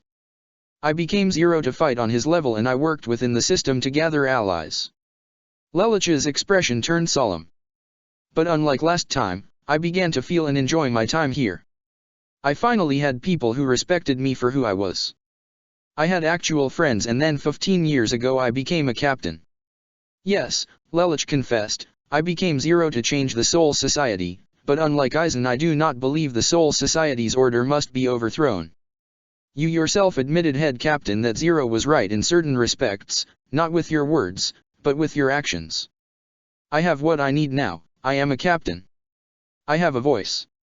I only want to make the Soul Society the paradise that we tell the souls we bring here it is. Lelich stated and then bowed his head, staring at the floor. That is all, sir. He said. I see. Yamamoto said, trying to take everything Lelich said in. He looked at Stefan. Please your vice captain escort the prisoner back to his cell so that we may continue the discussion of what to do with him Luscateco. Yes sir. Stefan said and brought Lelich outside the captain's hall where Kendra was. The slim vice captain escorted Lelich out of the hall and when the door closed and Yamamoto was sure things would be confidential the discussion started again. So what do you think Yamaji? Shunsui asked. Yamamoto was silent for a few minutes. He took in everything Lelich had to tell him, his history, his beliefs, his desires, and everything else. Yamamoto had to weigh Lelich's triumph as the hero who defeated Aizen against the Vigilante Zero. Also the fact of what Lelich, his live self, would do also was a concern to the head captain. These were things that the Lelich before him had already done. Yamamoto had to act in such a manner that would benefit the Godai without fully taking advantage of the fact that the Central 46 was not around to pass judgment upon Lelich. If they were all still alive, Lelich would be executed as a liability faster than the head captain could say, turn all creation to ash, Ryujin Jaka. He had to act professionally. He began his speech. I believe that Lelich has reasons for his actions. That said, if we charge the weight of his crimes against the results of his actions and against his history then I believe him to be releasable. Unfortunately, such things have made Lelich show himself to be wildly unpredictable as an individual. He could one day plot to kill us all. It was Anohana that spoke up. After hearing Lelich's story, I believe differently head captain.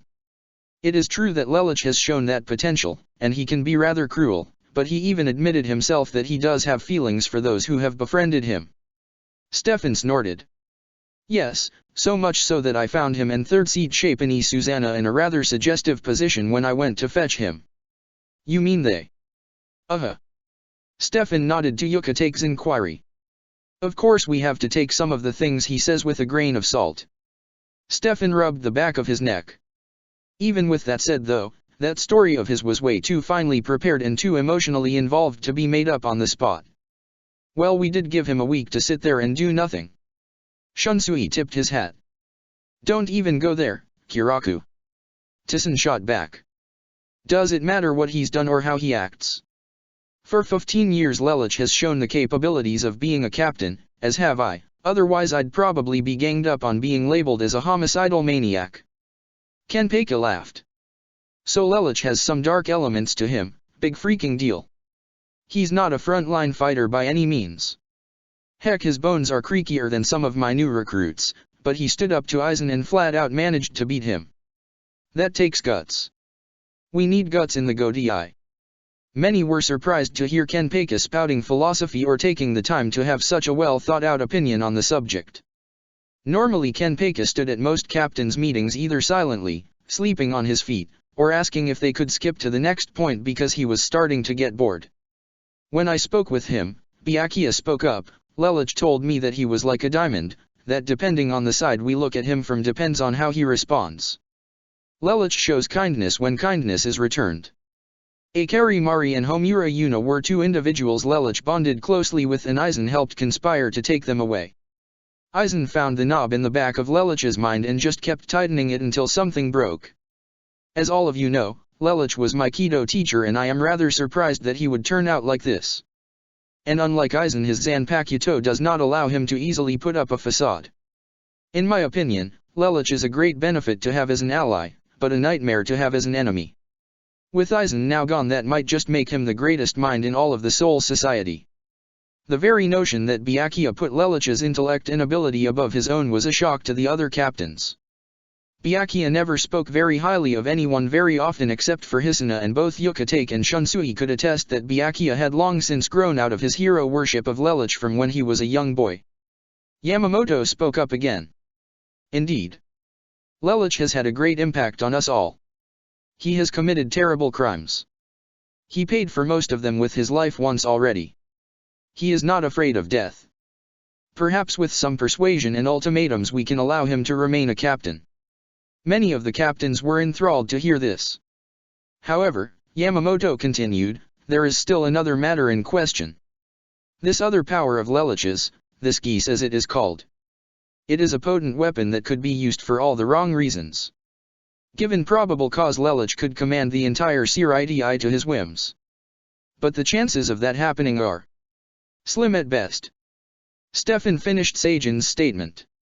He used his geese to force Aizen to kill himself, and every instance he has probably used it as well has always been for the greater good. The geese is just as much a part of Lelich Taiko's tactics as Kyoka Suijutsu was for Aizen. Byakuya added. But what about Kuratsuka Taiko?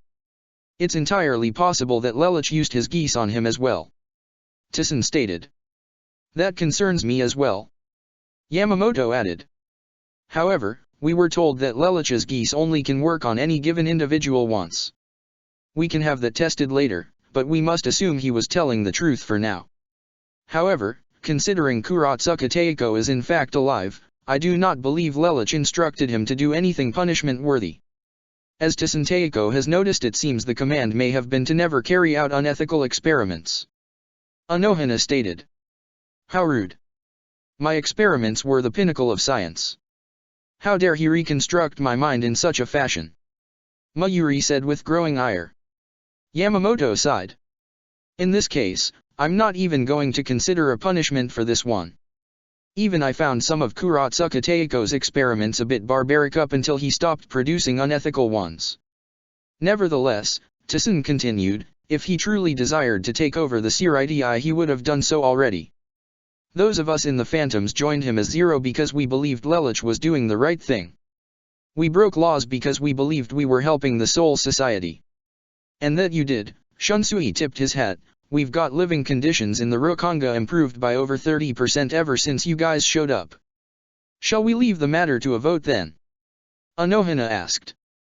We either condemn Lelich to the maggot's nest because of his geese, or we take a chance on him in hopes that he act favorably in the Godai and agrees to come to terms with us. That certainly sounds like the best course of action. Yuka agreed. Then let us vote. Yamamoto thundered. After the votes were tallied, Yamamoto called for Lelich to be escorted back to the captain's hall. He was brought before Yamamoto with Kendra strong-arming him. She put him down on his knee as his captain had, and the head captain spoke to Lelich. Lelich, we voted on what to do with you. The decision was unanimous. There was a pause. Lelich began to think. So whatever decision they've made, they've all decided on it together, have they? Good, that's the way it should be. Lelich was prepared to accept his punishment. We have decided that as long as you adhere to Godai law from now on, let at least one of us in on whatever plans you are drafting that require your geese, restrict its use, and reveal the names of your companions. You will be reinstated as the captain of the 10th Division, effective immediately. Lelich was stunned. He expected some sort of retribution for his actions, jail time, torture, loss of limb, discharge, exile, death, something. He wasn't expecting a full and frank acquittal of his actions. Still, something needed to be addressed. For what reason do you want to know who was in the Phantoms? He wanted to know. We are willing to let you go on the grounds that we find out who else was involved. We decided that we will not prosecute any of your allies. You are a competent and beneficial captain to the Godai 13. However, for security reasons, we must know. If one of them does happen to do something, we would like to know in advance. Yamamoto stated. If I do that, will you do something for me? Lelich requested. You are in a very bad position to be making requests, but there is no harm in asking. Yamamoto stated. I wish to formally put an end to the struggle between Zero and the Godai 13. Since the Phantom's disbandment, the Godai had done a considerable job at lawfully picking up where we left off. I want to make Zero's intentions clear one last time. Aizen was the only reason we existed after a certain point. Now that he is gone, the Phantoms can rest. Lelich stated. Yamamoto thought about this. He had been trying for years to put an end to such a struggle. Now this was his opportunity and he was not about to waste it. However, he was very uncertain to what Lelich would attempt to do to put an end to the struggle. Even so, this was an opportunity he could not afford to pass up. Very well, if you give us the names of those who helped you, I will honor your request. Yamamoto responded. Lelouch took a deep breath. You already know about Kurosaki Asahine. I will speak the names of the others, Libra Naomi. Neither Stefan nor Kendra were all that shocked by this revelation. Kira Izuru, Katetsu Isane. Anohana as well was not all surprised. She knew how impulsive Isane could be, not to mention Isane, after her initial interaction with Lelouch, was very forward with her requests to oversee his hospitalizations. Hinamori Momo, Kukaki Hisuna. Byakuya was stunned by this one. He spoke. Lelouch, before you continue, which one was Hisuna?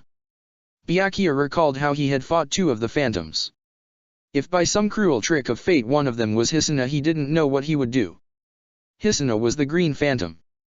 Lelouch responded. Horror ran down Byakuya's spine. He kept his composure about him, but he knew he would have to apologize to Hisuna. Whether he knew it was her or not, he had almost killed her. Lelouch continued. There was a 2-second pause in between every name he spoke. Shapani Susanna, Abarai Renji, Keshibaryu, Tsunkaname, Hisagi Shihei, Matsumoto Rangiku, Hichugaya Toshiro, Shiba Kyukaku, Aloman Shisato, Kuratsuka Nimue. Mayuri grinded his teeth at hearing Nimue being mentioned. The fact that she chose Lelouch over him in terms of authority bothered him. And now knowing about the geese, he had the utmost feeling that his lack of ability to inflict pain on Nimue was also a cause. Shiba Kyan, Kukaki Rukia, Shihoin Yoriyuki, and so iPhone. Lelouch finished and then said, that's everyone. Were there that many phantoms? Seijin questioned, unsure if he had counted properly. Kyukaku, Kyan, and Nimue were never on the battlefield. They stayed in the Siriti to keep us protected from the law and being caught. Kyukaku was mostly the source of my funding. The gaming club. Byakuya stated, realizing what Lelouch was implying. Exactly. Lelouch responded. Lelouch, which phantom was Rukia? Byakuya asked right after that. The white phantom. Lelouch responded. Again Byakuya's heart sank. Now he really needed to apologize. Just how is it you managed to get so many people in your corner? Stefan asked. Most of it was charisma, but the rest of it stems from the fact that many of them simply believed in my cause. Lelouch answered. Each one was loyal to me. I did not coerce them or tell them that they had to follow me. Each one believed in me and each one followed me to help me. Such is the measure of true friends. Anohana stated. You didn't have to force them. If they said no, you would have used your geese to prevent them from remembering the incident. Shunsui stated. Lelouch nodded. How very clever. You know, perhaps we could use this power of yours to improve our memory replacement technology. While I hardly think this is the time for jokes, I agree with Anohana Teiko and Shunsui Teiko about friendship and cleverness. Although you had zero stand on the boundary of the law, the fact that you catered such favor across the Godii is astonishing in and of itself. Yamamoto stated. Lelouch didn't know whether that was a compliment or not, so he remained silent. Humph, though Aizen may have committed many atrocities, but eliminating the Central 46, if but temporarily, nearly cost us a very valuable asset to the Godii 13. Yamamoto knew that if the Central 46 had been the ones to oversee Lelouch's punishment and trial, they would have cast him out or had him killed. Lelouch. Yamamoto paused, unsure what to call Lelouch now.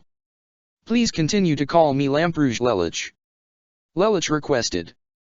Lelouch 6 Britannia died when Zero ran a sword through his chest. Once again a small, barely noticeable smile could be seen on Yamamoto's face. Then, Lamperouge Teiko, I hereby reinstate you as the captain of the 10th Division. I am honored head captain, thank you. Lelouch stated. Kendra, now that Lelouch was reinstated, released her hold on him. Lelouch walked up towards the head captain, who tapped his cane, deactivating a Kido that was sealing, and keeping invisible, Lelouch's Zanpakuto and Haori. Lelouch retrieved both and stood in his proper place amongst the rest of the captains. Now that I have my position back, I'd like to make formal request. The Godii still has 2 open captain positions. Therefore I would like to nominate my third seat, Hichuga Yatashiro, and recommend Kukaki Hisuna as taking over those positions. I second Lamperouge Teiko's recommendation as putting my vice-captain up for a captain's position. Byakuya said almost immediately after. As do I. Tison added. I as well. Yuka put in. I will also recommend Kukaki Hisuna for a captain's position. Anohana put forth. And I. Stefan stated. I approve these recommendations. Seijin put in. I also approve. Shunsui added. And I shall approve it as well. Thereby, Kukaki Hisuna will be instated as a captain. Can any of her recommending captains verify Bankai mastery, or must a demonstration be necessary? Yamamoto asked. I bore witness to Hisuna's Bankai in battle. A demonstration will not be required. Byakuya put forth. Then, as for Hichuga Yatashiro, I require one more captain to sit in with Lamperouge Teiko and myself so that he will take the captain's exam. Yamamoto stated. I would gladly sit in on that exam. Yuka requested. I'll do it, if Jushiro winds up getting sick that day. Shunsui stated. Then it is settled. Yamamoto stated. Are there any more matters that need to be addressed? The room was silent. Very well then, dismissed. 1 week later. The citizens of Ryokonga watched as members of the 12th Division rolled out special machines, similar to the ones that had been rolled out when Zero made his initial appearance. These same projectors were also brought to every sector of the Siriti. At this same time Lelich, clad in his Zero outfit, his original Zero outfit, stood alongside Yamamoto on top of Sokioka Hill. Thank you for this, head captain, I appreciate it. Lelich said as his cape flapped in the breeze. There is no need to thank me, young one. You should be thanking Aizen. You'd be dead if he didn't kill the Central 46, nor would this be happening. Lelich began to laugh. Wherever Aizen was now, he was probably pretty pissed, either that or he had no memory of the events. Lelich's watch flashed and he knew he had to get in position. All across the Soul Society the screens were turned on and immediately an image of Zero and Yamamoto appeared on the screen. Such an image, especially a friendly one, was rather bizarre for all to see, since Zero made it a point that he would never surrender to the law. However, if one looked more closely, Lelich was standing closer to the projector than Yamamoto. He walked forward towards the edge of the cliff and began to give his speech. Hear me, O citizens of the Soul Society, all of you, nobles, Ryokonga civilians, the Godei, the Academy, merchants, everyone. 20 years ago I, Zero, retreated into the shadows when my greatest plan backfired and the Soul Reapers picked up where I left off. Let me be clear that this was my goal from the very beginning. My revolution was to bring peace to the Soul Society, to turn it into the paradise you less fortunate are told when you were given a Kenso. Most often forget that nobility often has another definition. My mission is complete. The phantoms of the Soul Society have defeated the greatest evil the Soul Society will ever see. Now we shall work together and clean up the rest of the mess. We have not surrendered. We have not compromised. We have united. Together we shall protect the weak from the strong. Together we shall purge the great evils that come along. Together we will fight for those who do not have the strength to do so. Long live the Soul Society, long live head captain Yamamoto Shigekuni Genri Yusai. Long live the legacy of Zero. Lelich could hear the cheering that was coming about from just the Siriti itself. He could only imagine how things were turning out in Ryokonga. As proof to show that we are one, I have asked Yamamoto Teiko himself to accompany me here to my declaration. Yamamoto stepped forward. Lelich held out his hand. Yamamoto and Zero firmly shook hands. The crowd went crazy. I win. This is what it's supposed to feel like to be accepted, to feel as if I have won. This is how things should have gone 127 years ago at the Black Rebellion. In the month that followed, important transfers and promotions were made. Hisuna became the captain of the 3rd Division, a glorifying sight to behold indeed. Hichuga Yatashiro became the youngest-looking captain ever to hold the position and was instated as the 5th Division captain. To take Hisuna's place, Renji was promoted to vice-captaincy as his skill set was greater than that of Susanna's. Taking Hisona's former position brought him one step closer towards his goal, surpassing her and Kion. With Hachugaya becoming captain, the 10th Division had an open spot for a third seat. Shisato was gladly accepted back to her original division and finally obtained the rank she desired. With the 4th seat position open in the 6th Division, Keshiba Ryu was promoted there. Finally, with Akonzaka Jirobo the consistency of a charbroiled steak and Ryu transferring, Seijin was forced to appoint new members to his division. The 7th Division, however, was currently unable to find sufficient workers to restaff their division. Lelich asked Kyokaku if she would, but she declined. Instead, Lelich just promoted her up the rankings to 6th seat for her assistance in his plans to kill Aizen. Yes, everything seemed like it would be just fine. But it was not. Besides just the somewhat unforgotten conflict approaching with Talbumasuk, in Karakura town the moon was high in the sky. A blond man with buck teeth and wearing a golf cap, a white shirt, black pants, and a striped tie, stood on a telephone pole, just as Rukia had done when she first arrived in the humble suburb. The man was Hiroko Shinji, former captain of the 5th Division. Well, what a charming little city, he noted. With that he leapt off the telephone pole into the night. To be continued. Check the description for the links to the author.